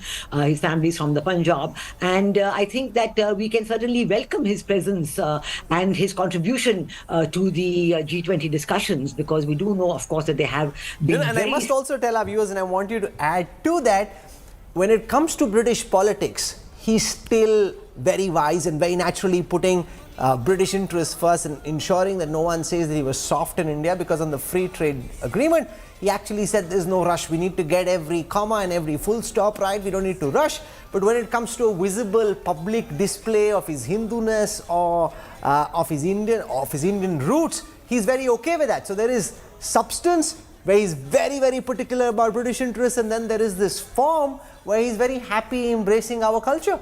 Oh, yes, I think this is a very, very positive approach, because certainly he is the British Prime Minister and he is expected to protect British national interests, and he's doing so very effectively. The free trade agreement at one time, the one plus former Boris Johnson, the one previous Prime Minister, he had promised it by Diwali of that year. Of course, nothing happened of that kind. But I do see that with Prime Minister Rishi Sunak putting forward the very serious points of view that they have, we could work towards a more effective and more easily implementable free trade agreement, which the UK government will firmly But they're very different personalities. Bojo, flamboyant politician. Rishi Sunak, much more a meritocratic technocrat, and that's where his focus is. I want to show you some excerpts from Rishi Sunak speaking after landing in Indian soil. He spoke about fighting Khalistan elements in the UK. He spoke about being in India for the G20 and about relations between India and Britain. I have enormous respect for Modi ji, and he's been personally very warm and kind to me, and we're working very hard, as I said, on our shared ambition of concluding an ambitious and comprehensive trade deal between India and the UK, because both of us think that would be a good thing, and both of us need to make sure it works for our two countries. And at forums like this, I'm very keen to support Prime Minister Modi in making sure that this G20 is an enormous success for India, which I know it will be, and this has been a great year for India more generally. Both Modi ji and I are keen to see a comprehensive and ambitious trade deal concluded between our two countries. Both of us think that there is a good deal to be done, but trade deals always take time. They need to work for both countries, and although we've made enormous progress, there is still hard work to go, and that's what we need to keep going through. The G20 is not the forum for those discussions. Of course, I will touch on that with Prime Minister Modi, but the teams are working very hard. But as I said, there's hard work to go, but we will keep working through it.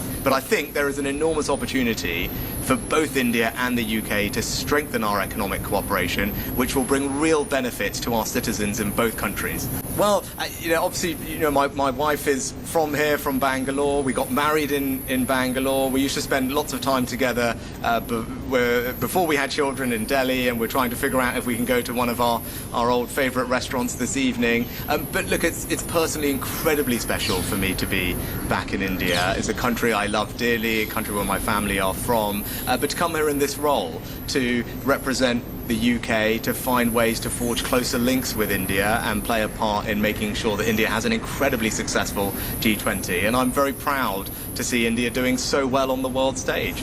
I think there'll be many things that we'll be discussing here at the G20 under India's leadership, and I'm confident that we'll make very good progress on a range of different issues. I think G20 has been a huge success for India. India is the right country at the right time to be hosting this, and I feel we're going to have a very good couple of days of deliberations and decisions made. I think it's a great theme, and actually when you say one family, I'm an example of the incredible living bridge that Prime Minister Modi described between the UK and India.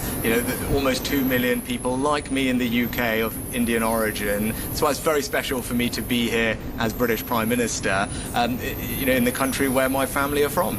Yeah, so I'm a proud Hindu, and that's how I was raised. That's how I am. Hopefully I can visit a mandir while I'm here for the next couple of days. And yes, we've just had Raksha Bandhan, so from my sister and my cousins, I have all my Rakis. And, I didn't have time to celebrate Janmashtami properly the other day, but hopefully, as I said, I can make up for that if we visit a mandir this time. But it's something that is important to me. I think faith is something that helps everybody who has faith in their lives, particularly when you have these stressful jobs like I do. Having faith to give you resilience, to give you strength is important, and it provides an outlook on life which I find particularly valuable. That's Rishi Sunak, Prime Minister of Great Britain, and here are our colleagues at India Today's Lifestyle Division with their take on Akshita Murthy's Style Quotient.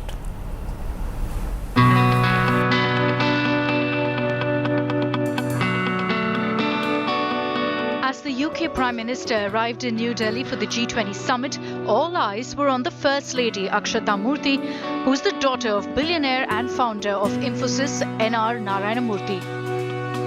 A businesswoman and fashion designer, and has repeatedly made headlines for her impeccable fashion sense. Akshata Murthy blended her Indian roots with British sensibilities as she arrived in the capital, pairing a crisp white shirt with a brocade, floral printed full skirt and nude pumps. I think if I had to label her look, I would say elegant and comfortable. She kept it chic with the white crisp shirt and the golden flowing skirt with floral motifs. I like the colors on the skirt, especially the red and the green, kind of like symbolizes a little bit of Indianness in it. What I would really like to know is the material of the skirt, and if it's a textile and a heritage Indian textile, then it's a 10 on 10 look from her. Akshata Murthy claimed the top spot as one of the best dressed people in Britain for 2023. She defined quiet luxury and stealth wealth before the phrases entered the zeitgeist, and is praised for her modern approach to fashion and her ability to blend luxury with affordability. She was seen wearing luxurious slippers worth approximately 60,000 rupees from J.W. Anderson during a school run. Her appearance in Gucci trainers valued at 47,000 rupees and a leather skirt exceeding 1 lakh have also caught the attention of fashion enthusiasts. Personally, quite enjoy her wardrobe as the First Lady. I think she's been making a few statements, which is fun to watch, and she always shines next to Prime Minister Sunak. A recent one that I really liked was a fuchsia, pink and green color block piece that she wore, I think, while she was in Japan with Prime Minister Sunak on an official visit.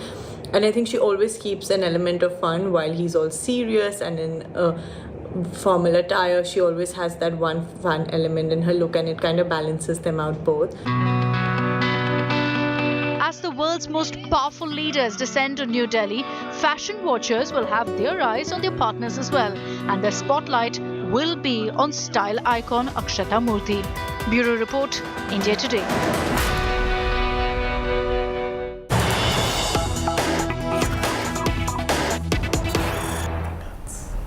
Akshata Murthy there, winning hearts, making waves. Narayana Murthy's daughter, wife of the British Prime Minister. The images on your screen right now are from the Palam Airport, where Justin Trudeau, one of the more flamboyant leaders, will be here for the G20. He's just gone through a divorce and he is about to come out. 23rd Prime Minister of Canada. His last visit to India was a diplomatic nightmare. Lots of wrong buttons being pressed on the issue of Khalistan.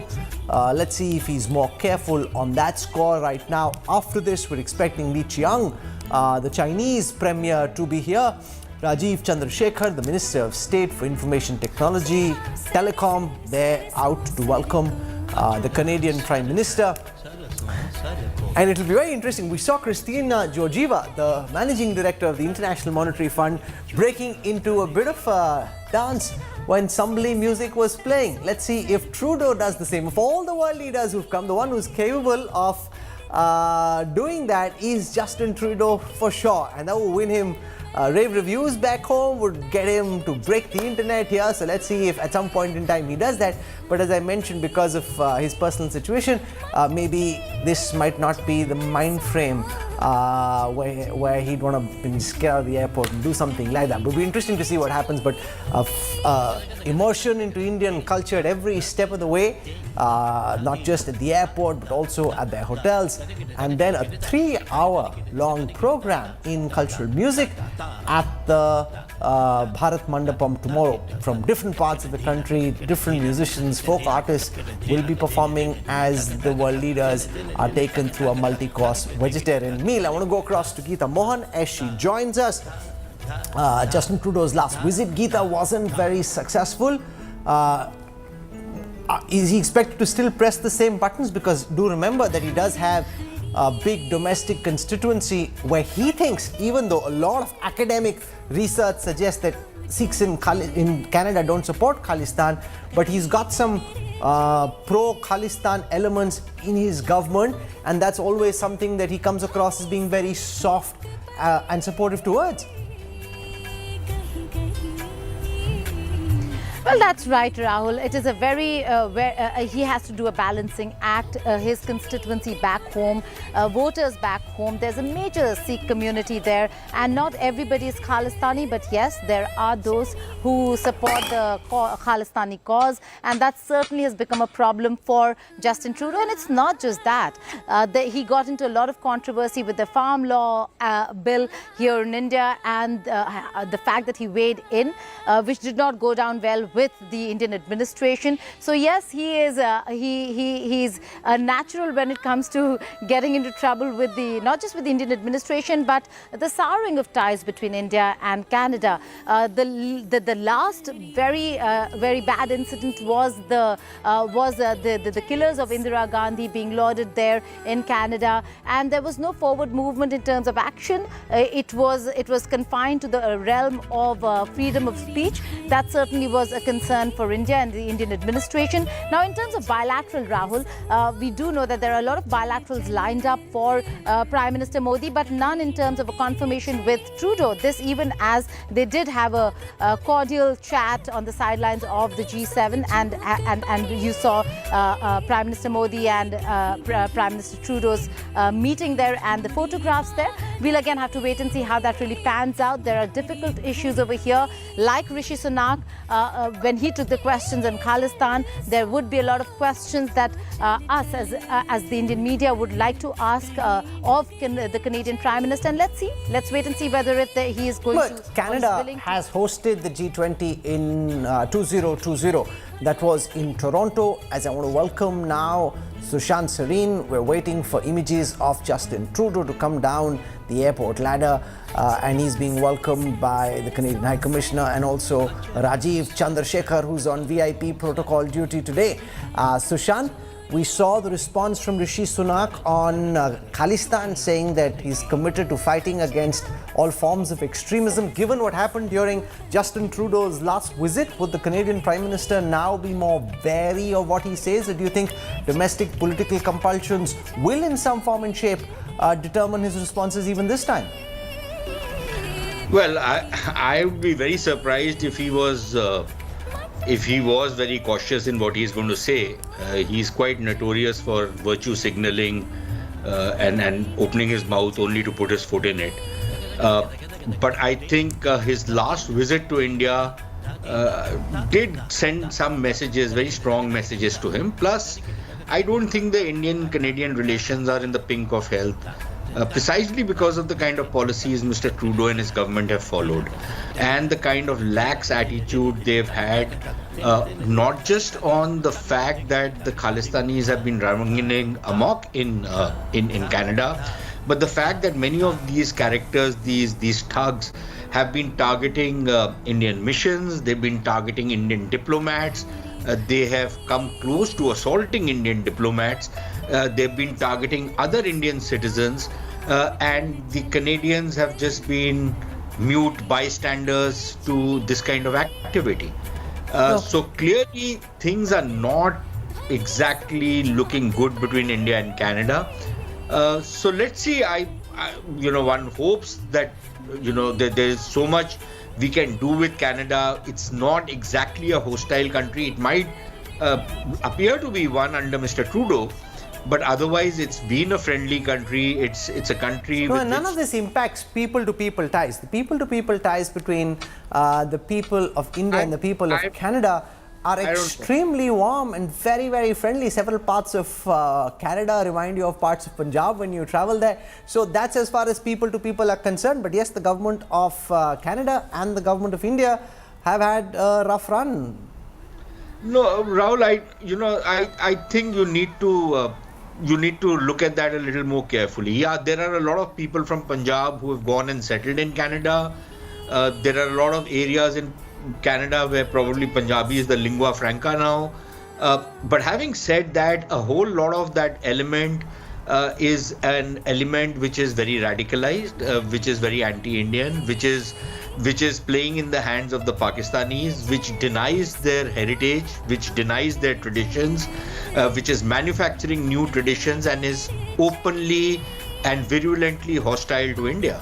So no, but where I disagree with you, Sushant, is that it's not a whole lot. It's not the vast majority. Yes, it is a number, but it's not the majority. The majority still is far from being pro-Khalistan, and you know that well. Yes, there are elements who are pro-Khalistan, but to say the vast majority of Indians living in Canada or those who come from Punjab are pro-Khalistan, that's not fair and that's not correct. Rahul, neither you nor I have any real statistics. I think what we go by is what we see.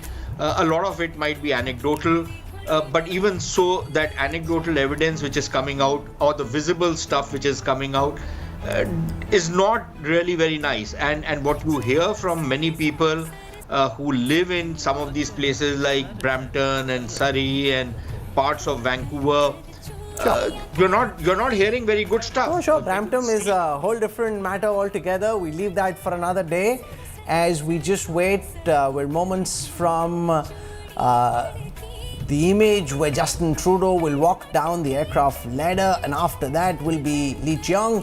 The Chinese Premier Andrew K.P. Luing joins me, top China strategist and analyst. Mr. Luing, given the fact that everyone else has got such a warm welcome, would Li Qiang be slightly wary? He's coming to India. There's this big G20 jamboree. He also knows that his super boss, the Chinese president, didn't come. Would that then make him more wary of his time in India? Andrew?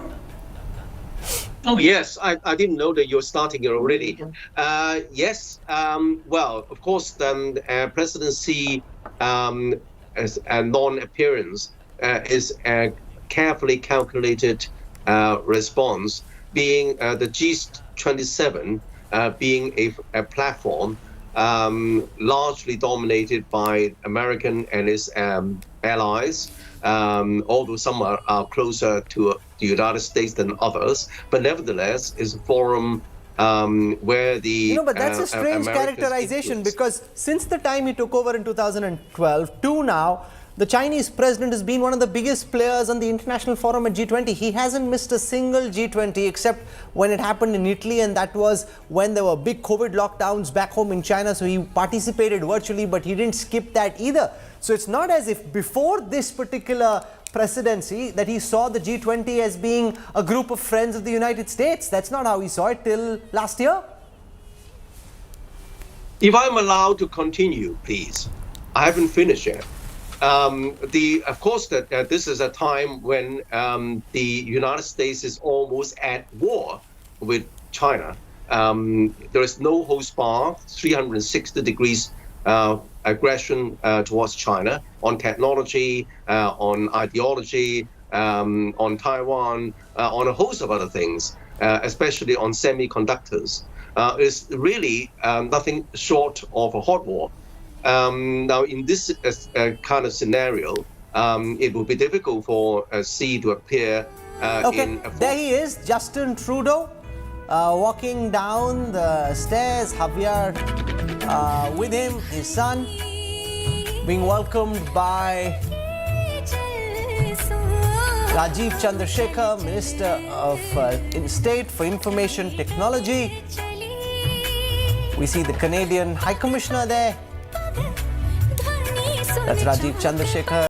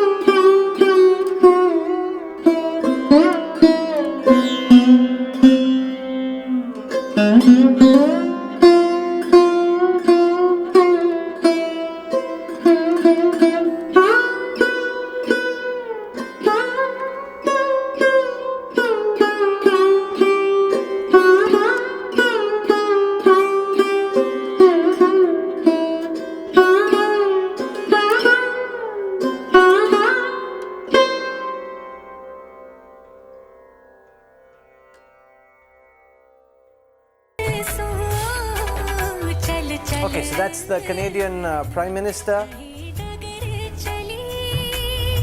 After this, we'll have the Chinese Premier come in, and I want to go back to Andrew Luing, give us a sense of Li Xiang.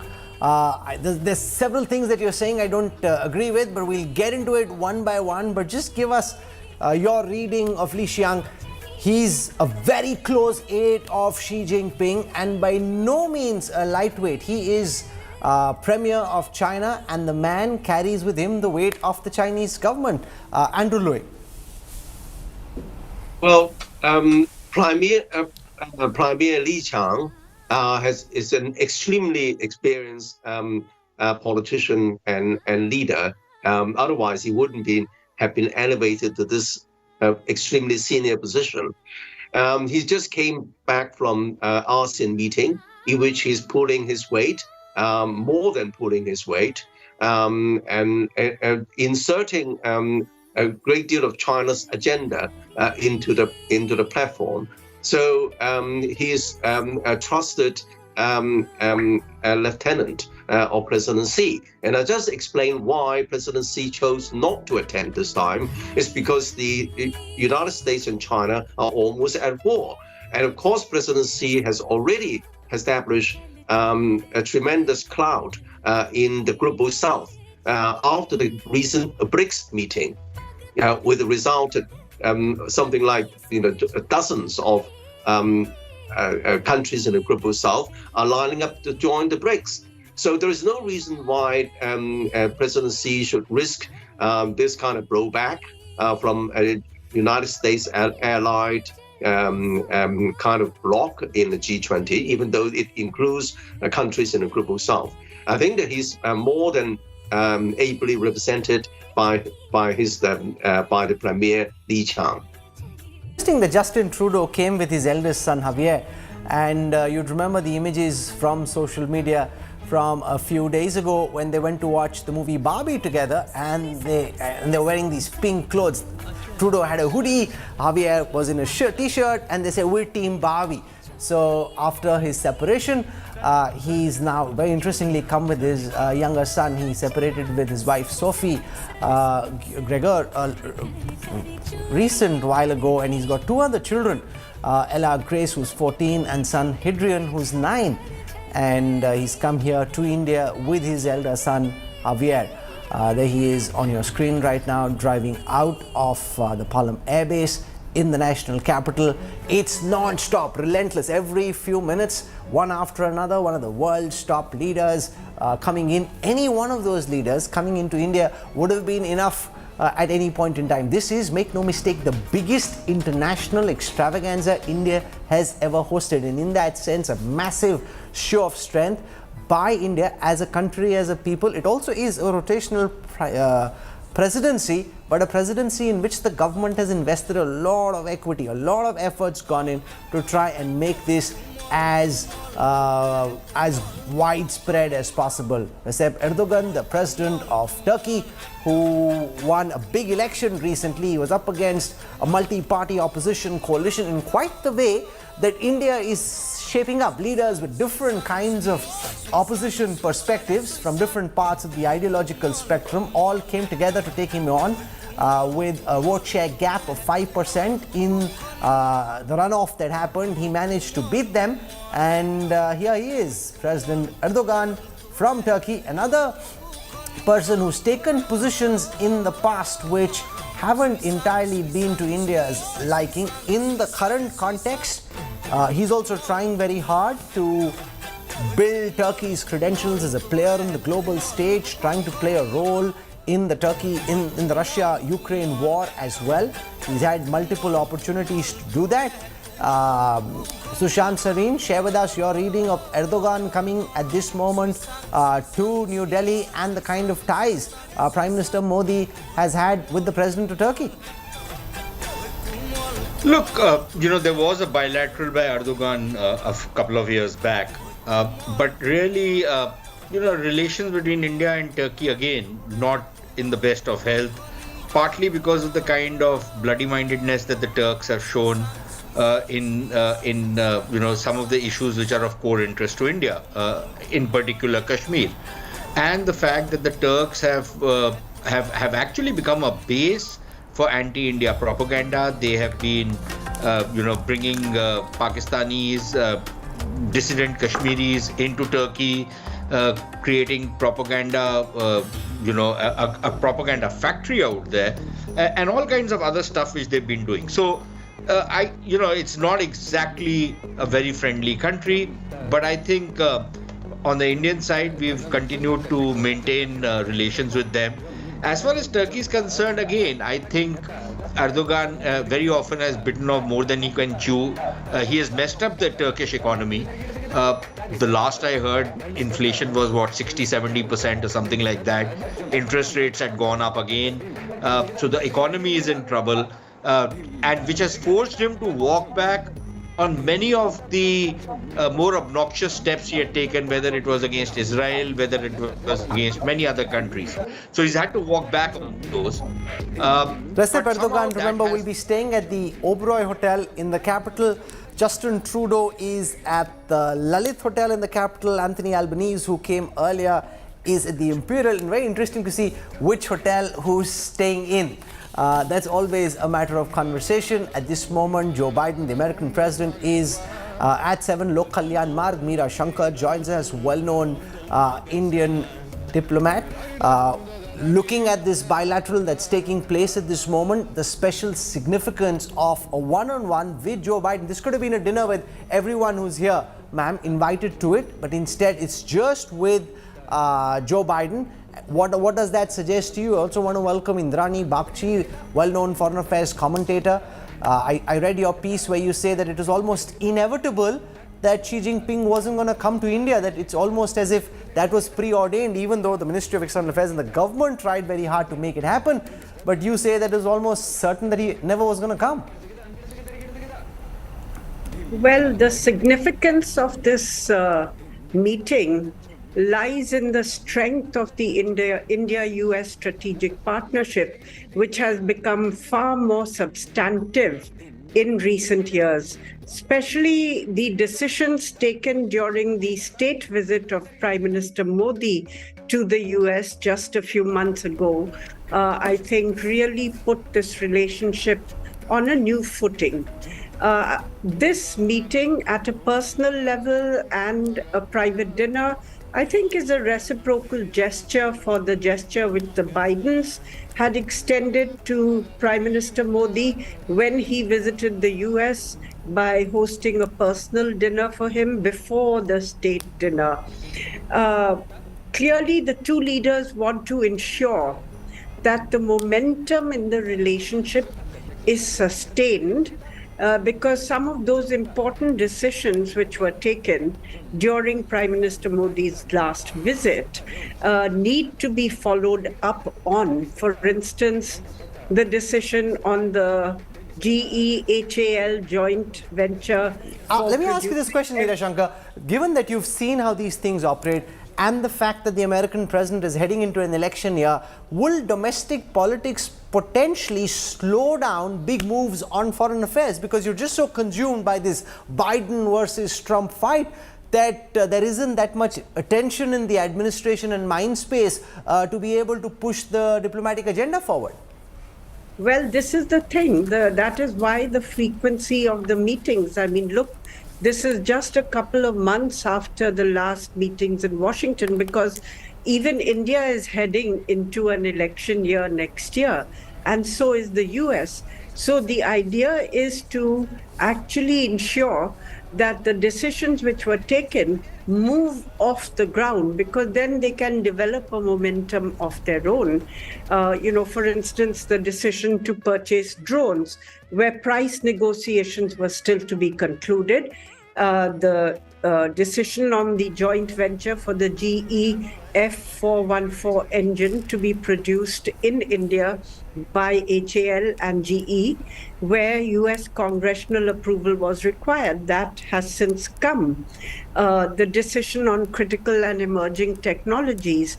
In addition to that, the people-centric decisions hopefully will get off the ground pretty soon, opening of new consulates, and I hope we hear something from the US on easing visas, because it's really become very, very difficult for Indians to visit the United States because there's no time frame within which they get their visas. You know, when we spoke to Eric Garcetti, who interestingly was accompanied by his young daughter at the Palam Air Force Base when President Biden landed, he had mentioned in an interview that I'd done with him that pushing the visa agenda forward was a key priority.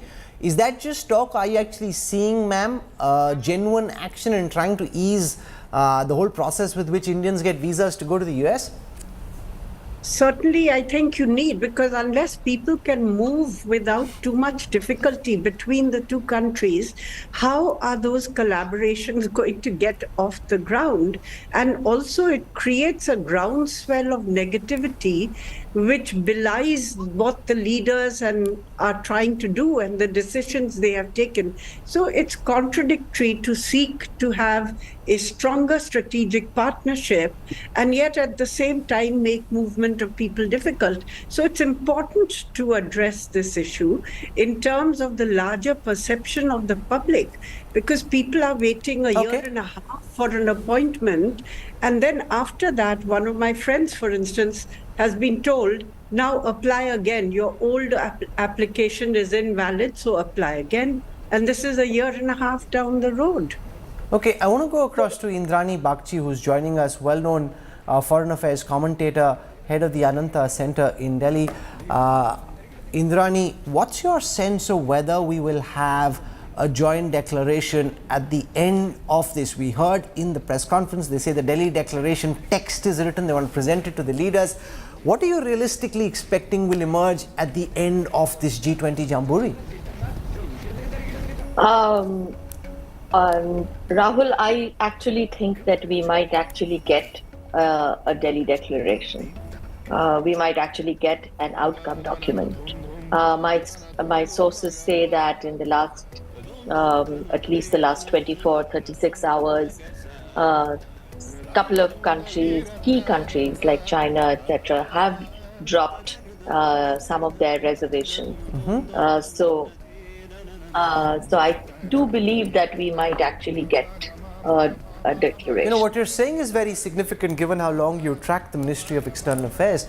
How do you see that happen, given the fact that China, and I'm just being told that Li Xiang, the Chinese premier, has in fact landed in the capital. His plane has touched down on the tarmac. We'll have those images live for you in just a moment from now. But Indrani Bagchi, how do you see it happen, given that in every ministerial that happened since December last year, China has been taking an entrenched obstructionist kind of position, which even Jake Sullivan, the American National Security Advisor, spoke about. What do you think could change? What are the moving pieces on the chessboard?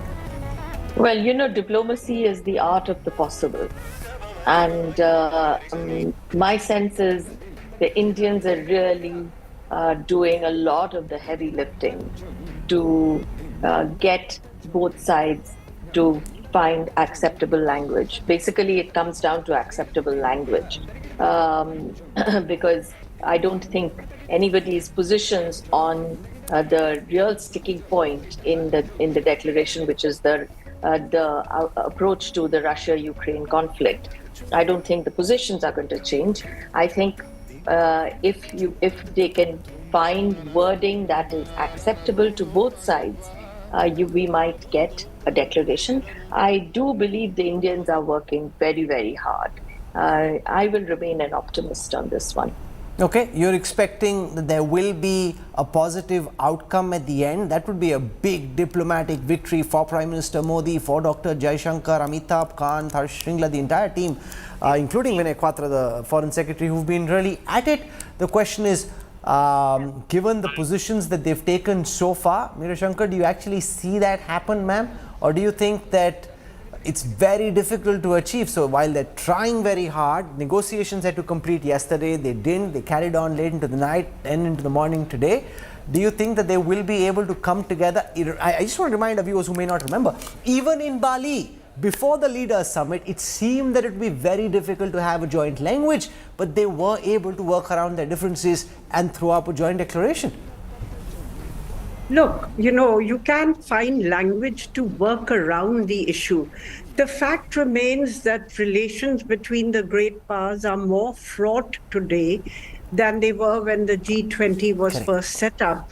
And in this situation, it's much more difficult to find a consensus on the Ukraine conflict, which is a conflict between Ukraine and Russia, but also a proxy war between the US and the West and Russia through Ukraine. So it is a very fraught moment in time for relations between the great powers. Nevertheless, I think everybody has quite a lot invested in the G20 because it's a group which straddles two divides, both the East-West divide, because it has the US and the West on the one hand and Russia and China on the other, and the North-South divide, because it has the developed countries, the G7, and it has emerging economies as well as developing countries. So it straddles two divides, and it's not so cumbersome like the UN that decisions are impossible. So here was a grouping which was going to help to forge consensus on the key global challenges which are compelling and which don't really restrict whether you are pro this bloc or that bloc. I just want to tell our viewers that the Indonesian President Joko Widodo has also landed. It's very interesting at the moment at the tarmac. You have the plane of the Indonesian President. You also have the plane of the Chinese Premier, and one after another they will be exiting. So you've got a bit of a logjam building up. It's a busy evening at the Palam Air Base in the capital. The Indonesian president's just landed, as has the Chinese Premier. I want to go across to Sushant Sareen for a sense of what might be anticipated in the bilateral meeting between Prime Minister Modi and the American president that's on at Lok Kalyan Marg. Those images not out yet. Remember, so those are the images we just see of the Indonesian president's plane. We're being told those images will be out in a moment from now. But we haven't seen any images from 7 Lok Kalyan Marg, where Joe Biden and Prime Minister Modi are meeting. They'll have a dinner later, but that is a big meeting. In these kind of meetings, do you think they're trying to figure out what can be done about the G20 agenda as well? Because President Biden and his administration have also committed to helping India as the host country achieving tangible outcomes at the end of this meeting. I would imagine, Rahul, that a bulk of the conversation... There he is, the Indonesian president, walking out of his plane right now, Joko Widodo. The Indian Prime Minister was with him just a couple of days ago. This is when he had gone down to Indonesia for the ASEAN Summit, known as Joko V. That's the name that he goes by. That's Dr. Aman Puri, who is the protocol officer on duty at this time in the Ministry of External Affairs. He used to be a consul general in Dubai, was posted in Delhi before that. Seen as a bright young spark in the Ministry of External Affairs, being welcomed on the ground at the airport by ministers in the Modi government. Remember, it will be General VK Singh who will welcome Li Xiang, the Chinese premier, as well. So VK Singh, interestingly, has the responsibility of welcoming both the American President Joe Biden, who came in. He'll also be welcoming Li Xiang, the Chinese premier. Meera Shankar, can you explain how this gets decided? Like, which of the mantris get to go and welcome who? Is this something that's thought through? Do you think who has a connection with which country? How do we plan this? Or is it just by random allocation? I think it happens by random allocation, and then it's also in terms of protocol, because presidents get higher protocol than prime ministers. But they're all being welcomed by ministers of state versus heads of government. So it depends on the protocol.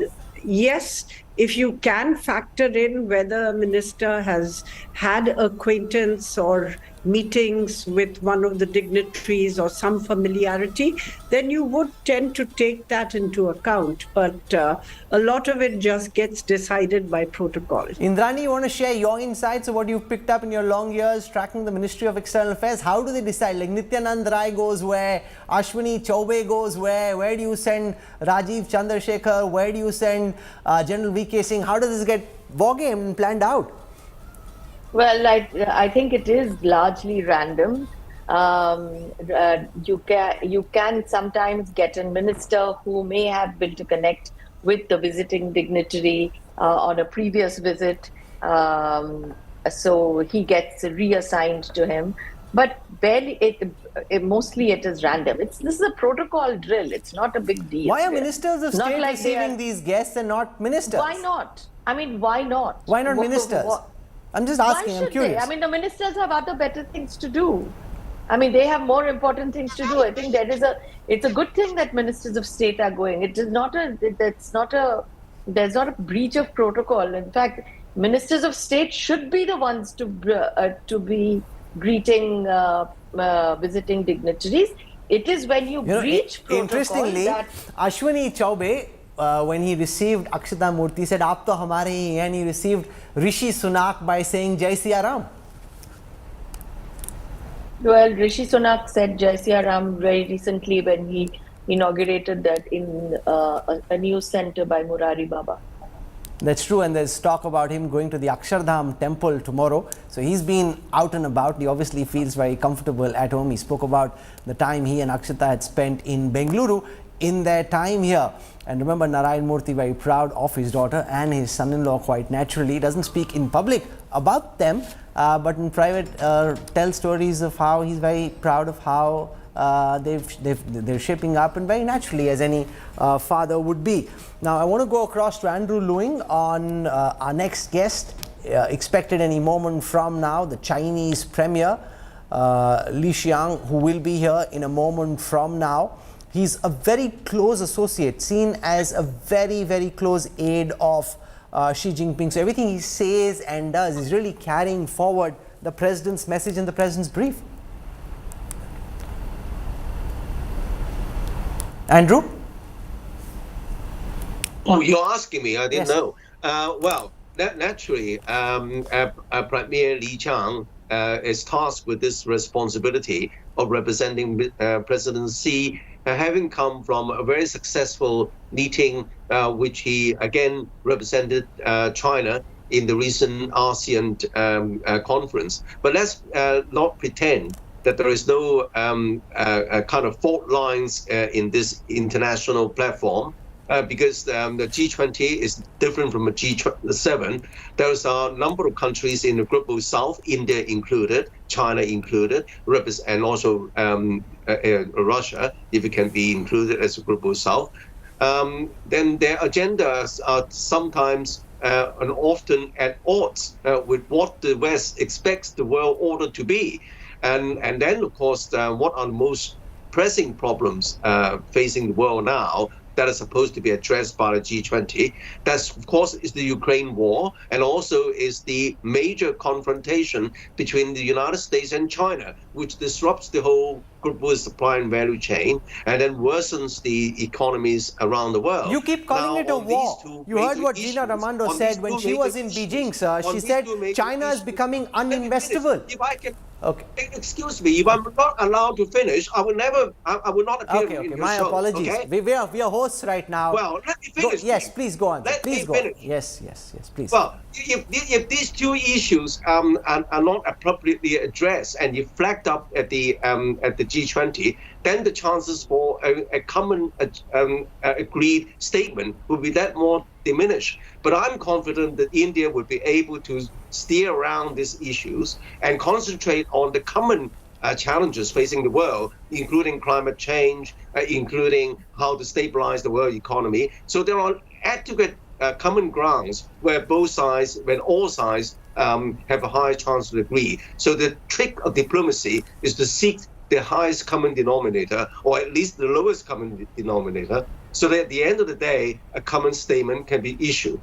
Okay, Sushant Sareen, I'm just looking at the comments being made by Jairam Ramesh, linking back to how, we had the Asian Relations Conference in April 1947, and how it's very commonplace, it's not something which is new, and it keeps happening. So he's saying that, okay, I've just received the first set of pictures, we'll have them out for you in a moment, the first set of pictures of that bilateral meeting. We'll just zoom in while we get it ready. So here's the first set of pictures, I think you see it on your screen right now, of Prime Minister Modi greeting Joe Biden. So we'll have this out on our screen right now. That's Lok Kalyan Marg, the Prime Minister's official residence. This is his home office where he's meeting with Joe Biden. This is inside Vatika, and he's also going to be doing a private dinner. This is the walkway as you walk in after getting off your car towards the Prime Minister's office where he's meeting with Joe Biden. Remember, it was at the White House that American President Joe Biden did a similar private dinner for the Indian Prime Minister during the state visit. This is a day prior to the state banquet.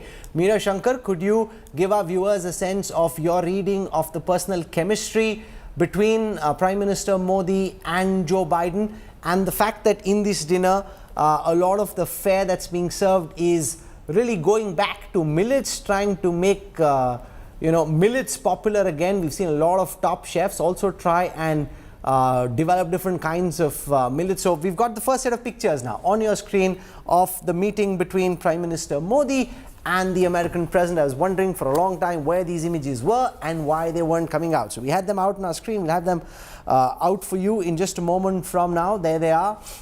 President Biden being received and welcomed by Prime Minister Modi at the 7 Lok Kalyan Marg.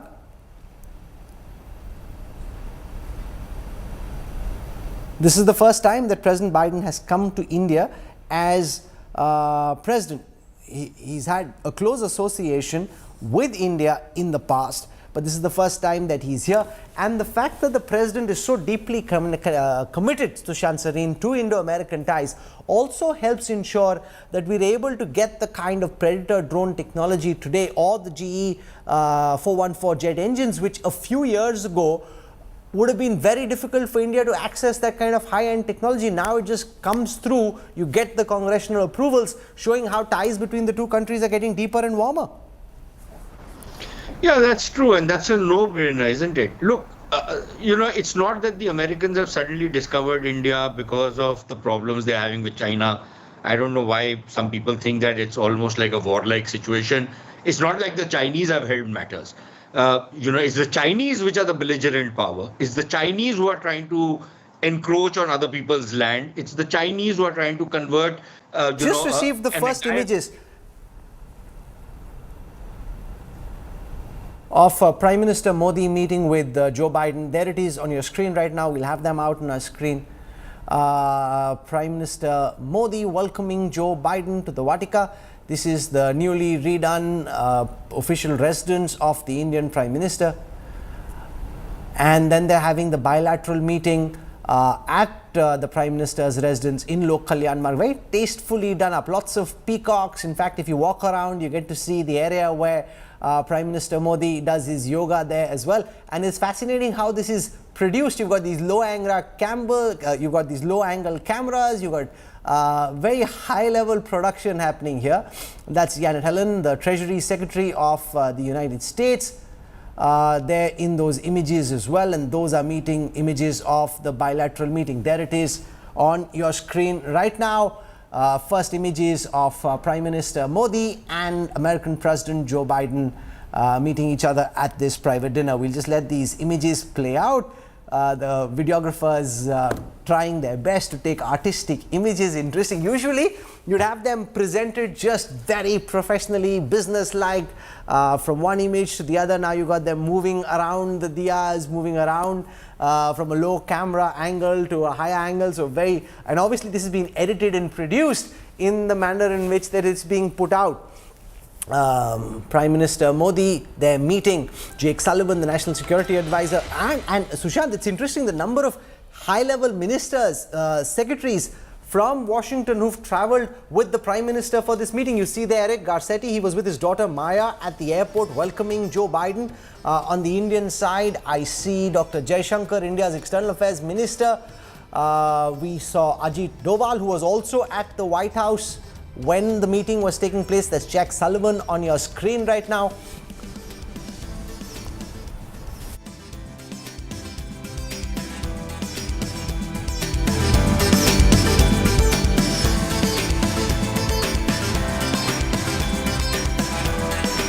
I see Vinay Quatra, Foreign Secretary. We see Ajit Doval, the National Security Advisor, and Dr. Jaishankar, the Indian External Affairs Minister and a very trusted aide of Prime Minister Modi.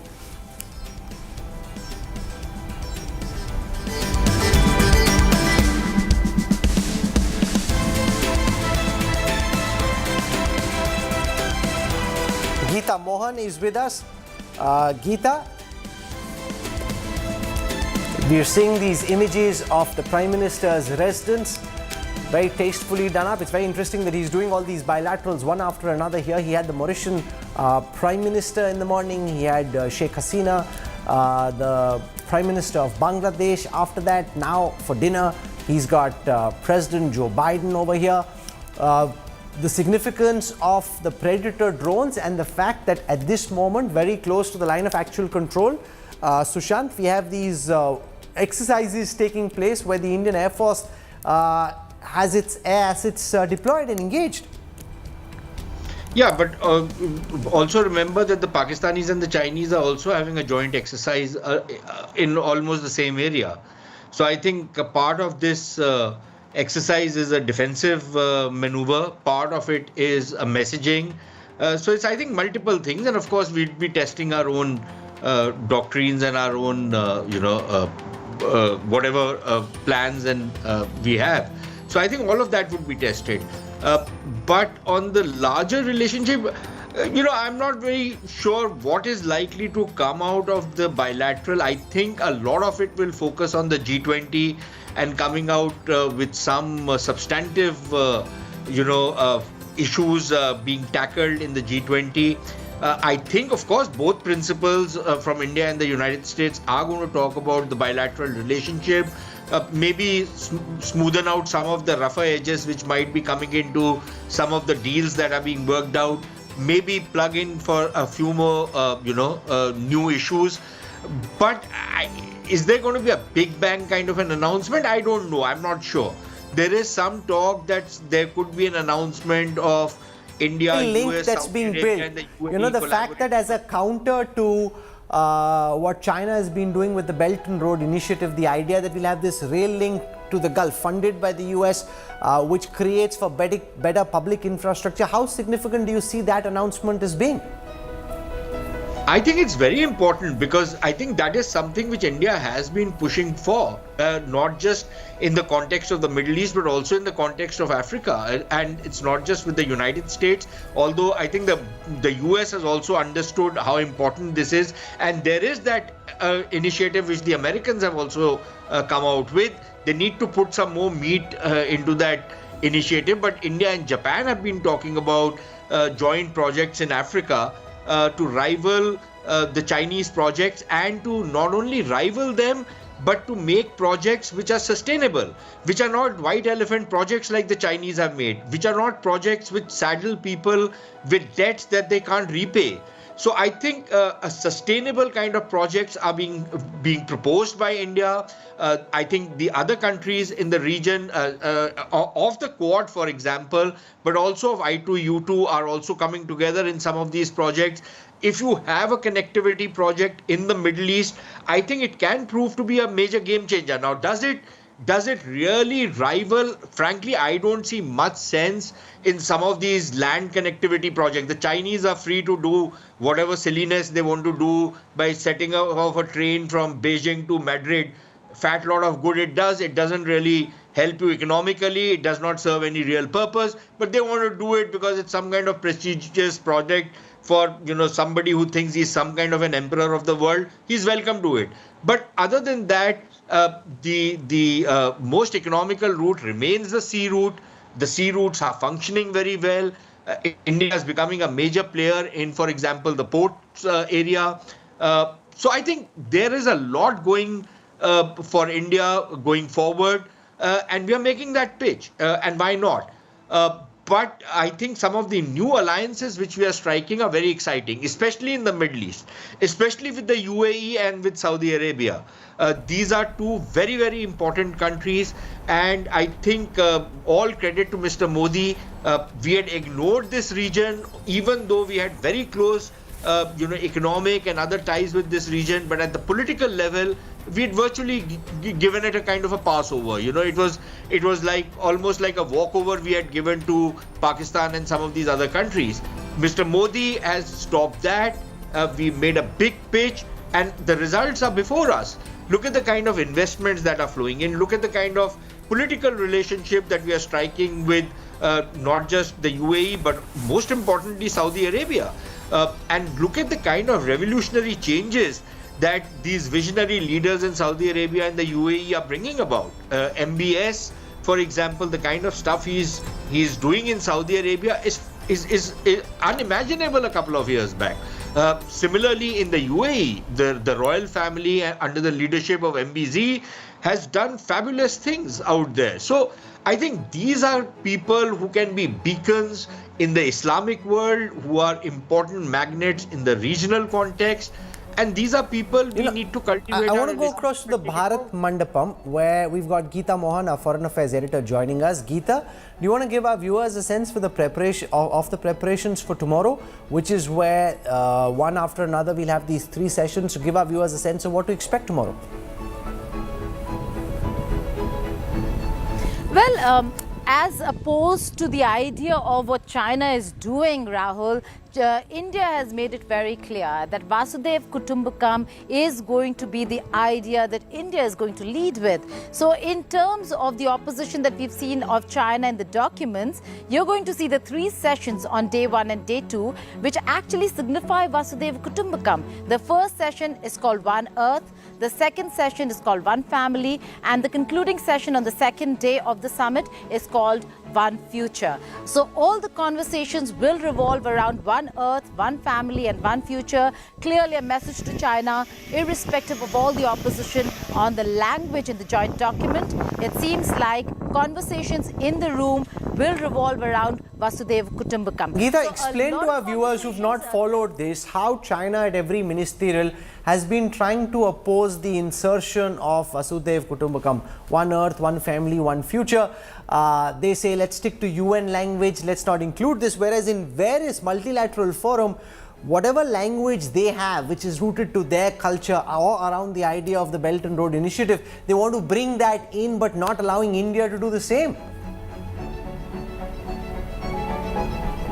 Well, absolutely, Rahul. A very important point over here. When it comes to the 19 ministerials that we tracked through and through, 19 joint communique without consensus. And primarily in the beginning, they were all to do with the Russia-Ukraine war, and the opposition came from Russia and China. There were some ministerials where China withdrew from opposing, but also said that it is not the war, particularly geopolitical issues as a broader subject that they do not want in the joint communique. And since then, they've been opposing the Russia-Ukraine war. It's only in the later stages when a lot of the other countries started talking about the fact that it has become untenable that they started then pushing the envelope and started bringing in the Indian initiatives, the language that India was putting forth, which is Vasudhaiv Kutumbakam, India's millets promotion, the women-led development as part of the Sustainable Development Goals. On all those fronts, Rahul,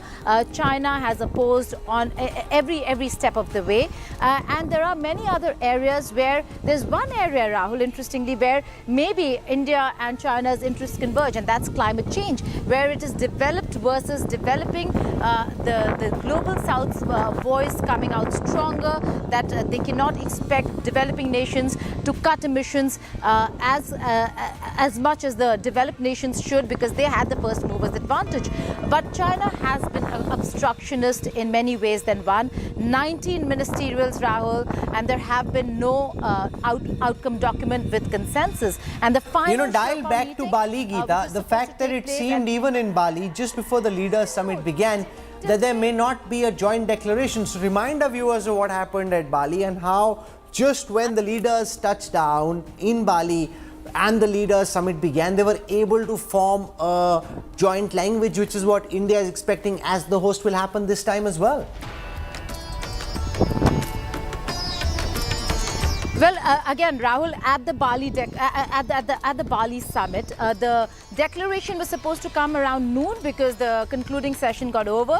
We waited till very late in the evening. Why? Because negotiations continued hour after hour just to get a consensus document. And yes, like the Indian administration says, and other countries also agree, that India did play an important role in negotiating between Russia and the West.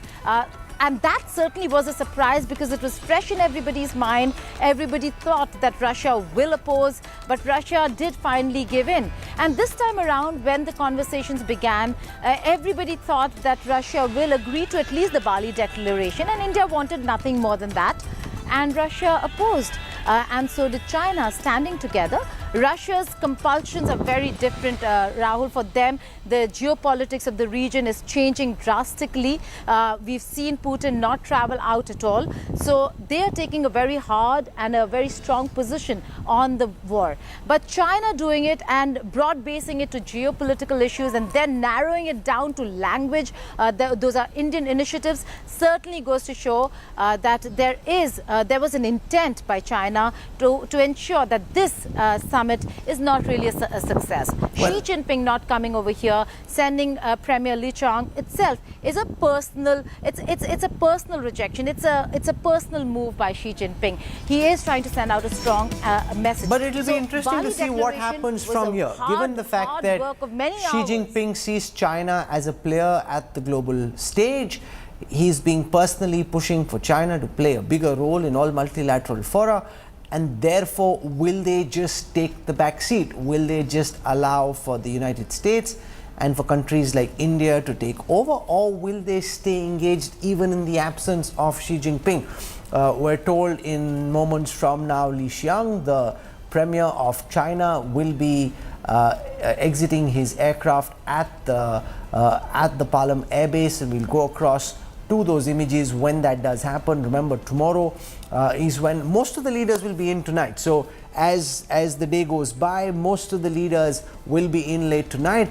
A couple of leaders come in the morning. Emmanuel Macron, the president of France, comes in early in the comes in mid-morning. So he's the one who comes in late, but early in the morning they'll have a ceremonial welcome, one after another, being welcomed by Prime Minister Modi at the Bharat Mandapam. We're seeing these images of Joe Biden's vehicle now leaving Prime Minister Modi's residence. The first images of the dinner now seemingly over. There you can see his security retinue as they exit 7 Lok Kalyan Marg, the Prime Minister's residence. There was a vegetarian fare that was served. We'll see there he's waving out. That's the American president's car, I'd assume, waving out of the car window as he drives out. These live images, lots of activity in the national capital, and some of the world's most powerful leaders here. That's Li Qiang, the Chinese premier, welcomed by General V.K. Singh, Minister of State in the Indian government, former Chief of the Indian Army Staff. There's some symbolism there as well. The fact that you got a former Army Chief.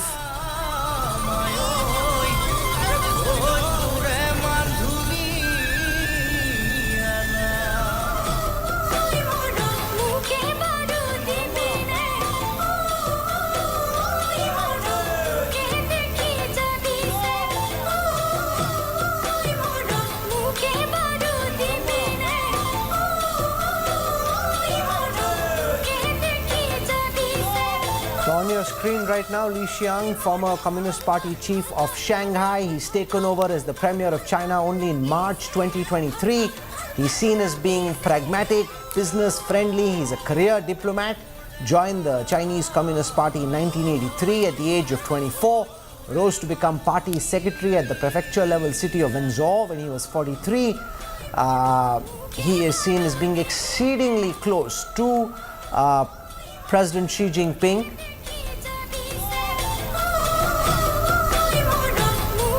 He came in for some criticism during the COVID pandemic in the manner in which COVID was handled in Shanghai. But despite that, you had the president who trusted him immensely, who's brought him here. It was in 2016 in September that China hosted the 11th G20 Summit in Hangzhou, where the theme at that time, like Vasudhaiv Kutumbakam is the theme this time, the theme that time was toward an innovative, invigorated, interconnected and inclusive world economy. That was the theme at the time.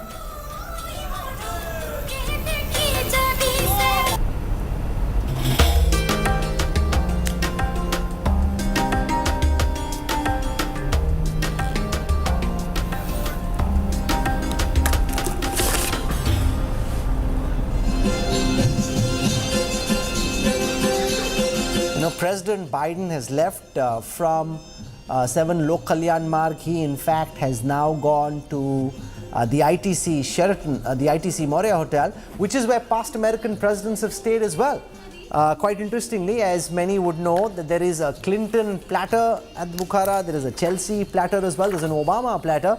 So it'll be interesting to see if at the end of it, they personalize the food there. So it'll be interesting to see if at the end of it, there is a Biden platter as well, and what is on that Biden platter, which is where they'll try and personalize the food for the American president to some extent.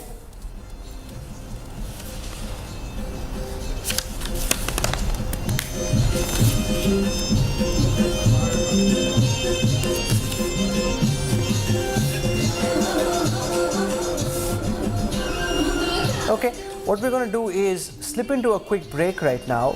When we come back, Rajdeep Sardesai will join you. We'll bring you news today. So our coverage of Namaste G20 continuing till late into the night tonight. Many of these leaders have traveled far distances to get to New Delhi. To be here tomorrow is the big day when the Leaders Summit will happen at the Bharat Mandapam. Lots of smaller rooms have been created as well, where private meetings can take place, pull-aways can take place. You've got the Leaders Lounge, all that you've seen on India Today over the last several days in our coverage.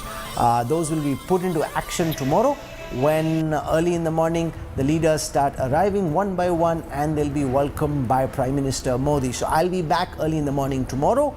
Rajdeep Sardesai comes up next with News Today. Stay tuned to our coverage. We're back on the other side of a very quick break.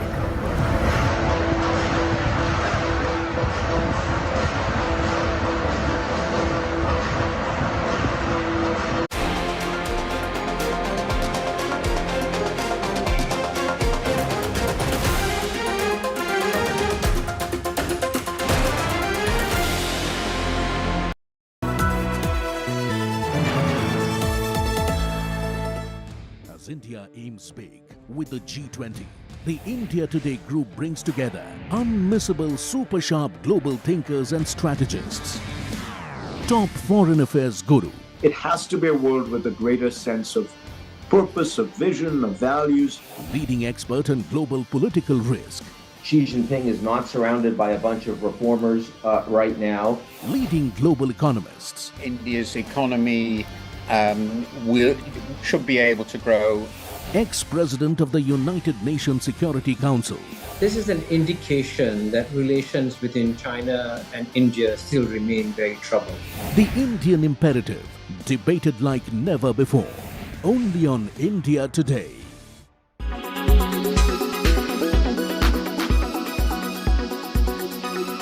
Message बड़ा साफ है, वसुधैव कुटुंबकम, one earth, one family, one future. हम इनको हर समय यही कहते हैं कि आप वसुधैव कुटुंबकम की स्पिरिट में काम कीजिए सबको.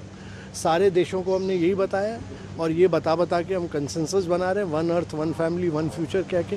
ये हमारी प्राइम मिनिस्टर की फिलॉसफी है, वो लीडर हैं G20 के, उनके लिए काम कर रहे हैं हम लोग। तो सबको कोशिश यही कर रहे हैं कि सबको हम एक प्रिंसिपल पर लाएं कि कंसेंसस बनाएं, human centric approach to development. Coming at the cusp of the time when India is really scaling up its economic might, its political might, it's just shown itself at the BRICS Summit, and followed by that you've got the G20, rather should I say G28, 29. Yeah, it's a watershed down moment for Mr. Modi and India.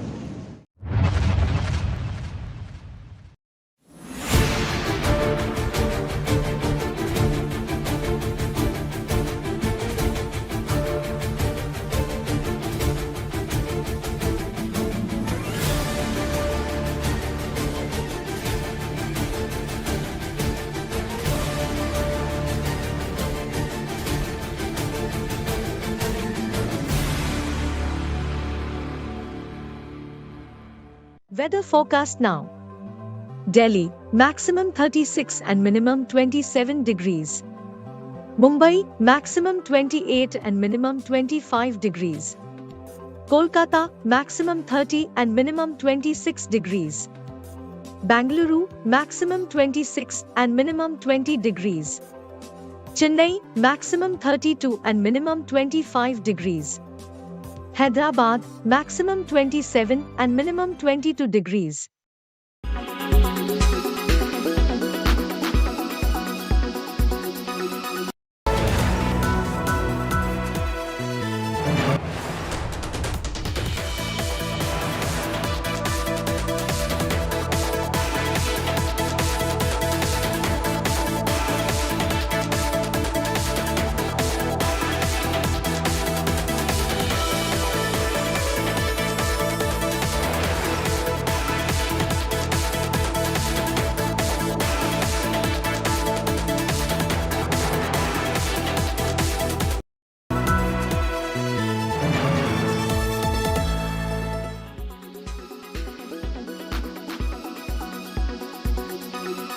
साथ America के विदेश मंत्री की प्रवक्ता Margaret McLeod join कर रही है। आज तक के साथ जुड़ने के लिए बहुत बहुत शुक्रिया। मार्गरेट हिंदी बोलती है तो ये बहुत ही बेहतरीन मौका है जब हम आपसे पूछना चाहते हैं, पहली बात तो आप दिल्ली आई हैं, G20 समिट के दौरान आई हैं, दिल्ली कैसा लगा? बहुत अच्छा लगता है, दिल्ली चमकते हुए हैं और G20 की तैयारी काफ़ी अच्छी है। G20 की तैयारी अच्छी है, लेकिन G20 समिट से आपकी क्या उम्मीदें हैं? इंडिया की प्रेसिडेंसी में आपने क्या क्या देखा और आपको लगता है कि कोई ऐसा इम्पोर्टेंट बदलाव आएगा इस समिट को लेकर?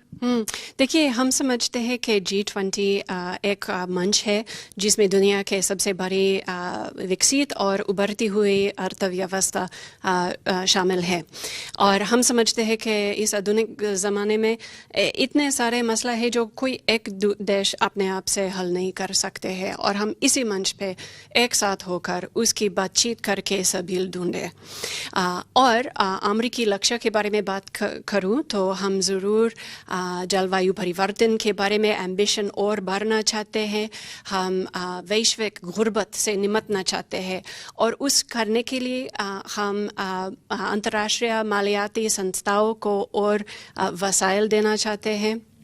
और अगर हम गुर्बत के बारे में बात करें तो ये भी जाहिर है कि रूस का यूक्रेन पर कब्ज़ा करने की कोशिश है, ख़ास करके अनाज के गोदामों पर हमले, और वो ब्लैक सी ग्रेन इनिशिएटिव का निकला, वो सब वैश्विक मंदी पर काफ़ी असरात पड़ती हैं, वो महंगाई का एक वजह है, और ये गरीब तरीन आबादी पर काफ़ी नुकसान पहुंचा रहे हैं। कंसेंसस डॉक्यूमेंट की अगर बात करें तो जॉइंट कम्युनिके में अभी भी काफ़ी सारे इम्पेडिमेंट्स हैं, मुश्किलें हैं जो भारत अकेले अपने प्रेसिडेंसी में पूरा नहीं कर पा रहा। ये बहुत बड़ा चैलेंज है, क्योंकि हर कोई बोलता है कि अगर जो प्रेसिडेंसी है या जो होस्ट नेशन है वो अगर जॉइंट कम्युनिके नहीं ला पाए तो वो उसका सक्सेस या फेलियर का पैमाना है।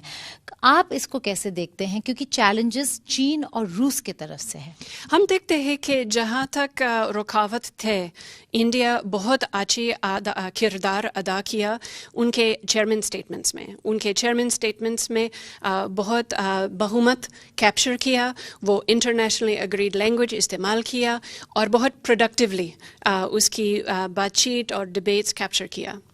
आखिर में Kia Sonet, undeniably wild.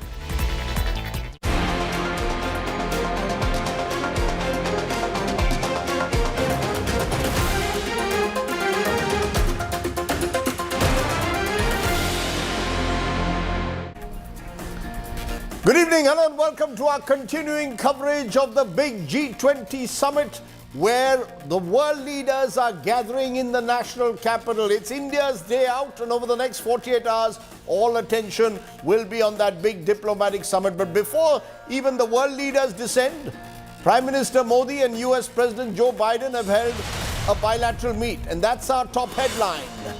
Prime Minister Modi, Joe Biden hold a bilateral meeting. Discussion on GE jet engines tops the agenda. The two leaders promise to take the India-US alliance forward. The Ukraine war remains the big sticking point in finalizing a Delhi declaration. India's G20 Sherpa Amitabh Kant says heads of state will now clear the final declaration. UK Prime Minister Rishi Sunak speaks ahead of the G20 summit, hails Prime Minister Modi's leadership, says he's working closely with India to fight Khalistani terror. The BJP wins both seats in the Tripura by-polls. Akhilesh Yadav Samajwadi Party wins UP's Ghosi. Congress wins Kerala's Puttupalli. TMC wins the Dhupkuri Assembly seat. Rests it from the TMC. Rests it from the BJP. Mega India Today political news quake. JDS BJP alliance for 2024 polls confirmed. JDS set to get 4 Lok Sabha seats as part of the agreement. After a legal battle in the Supreme Court, a new date for the Ladakh Council elections announced. National Conference leader Omar Abdullah says administration has a biased agenda.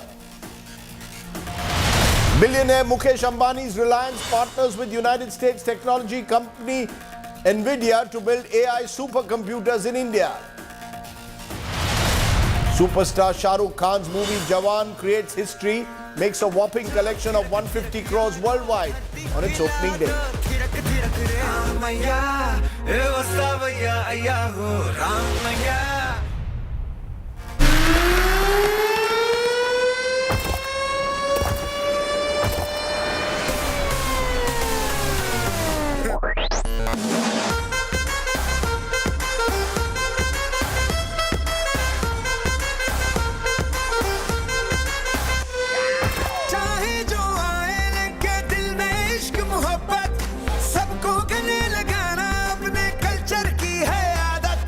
Swag से करेंगे सबका स्वागत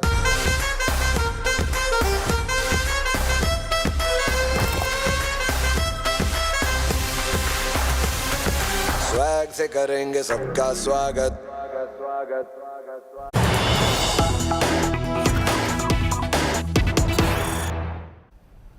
That's right, swag se karenge sabka swagat, and the first person that we've done swagat or welcomed is US President Joe Biden. A short while ago, Prime Minister Narendra Modi and the US President held a bilateral meeting which has ended a short while ago. Drones and the nuclear deal were on the agenda.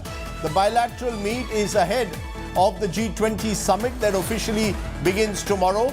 So this is the first step in a way to building towards that summit that takes place tomorrow, where remember world leaders have already begun to arrive. In fact, we'll come with more details on the Modi-Biden meeting, but just take a look at some of the other visuals that are coming.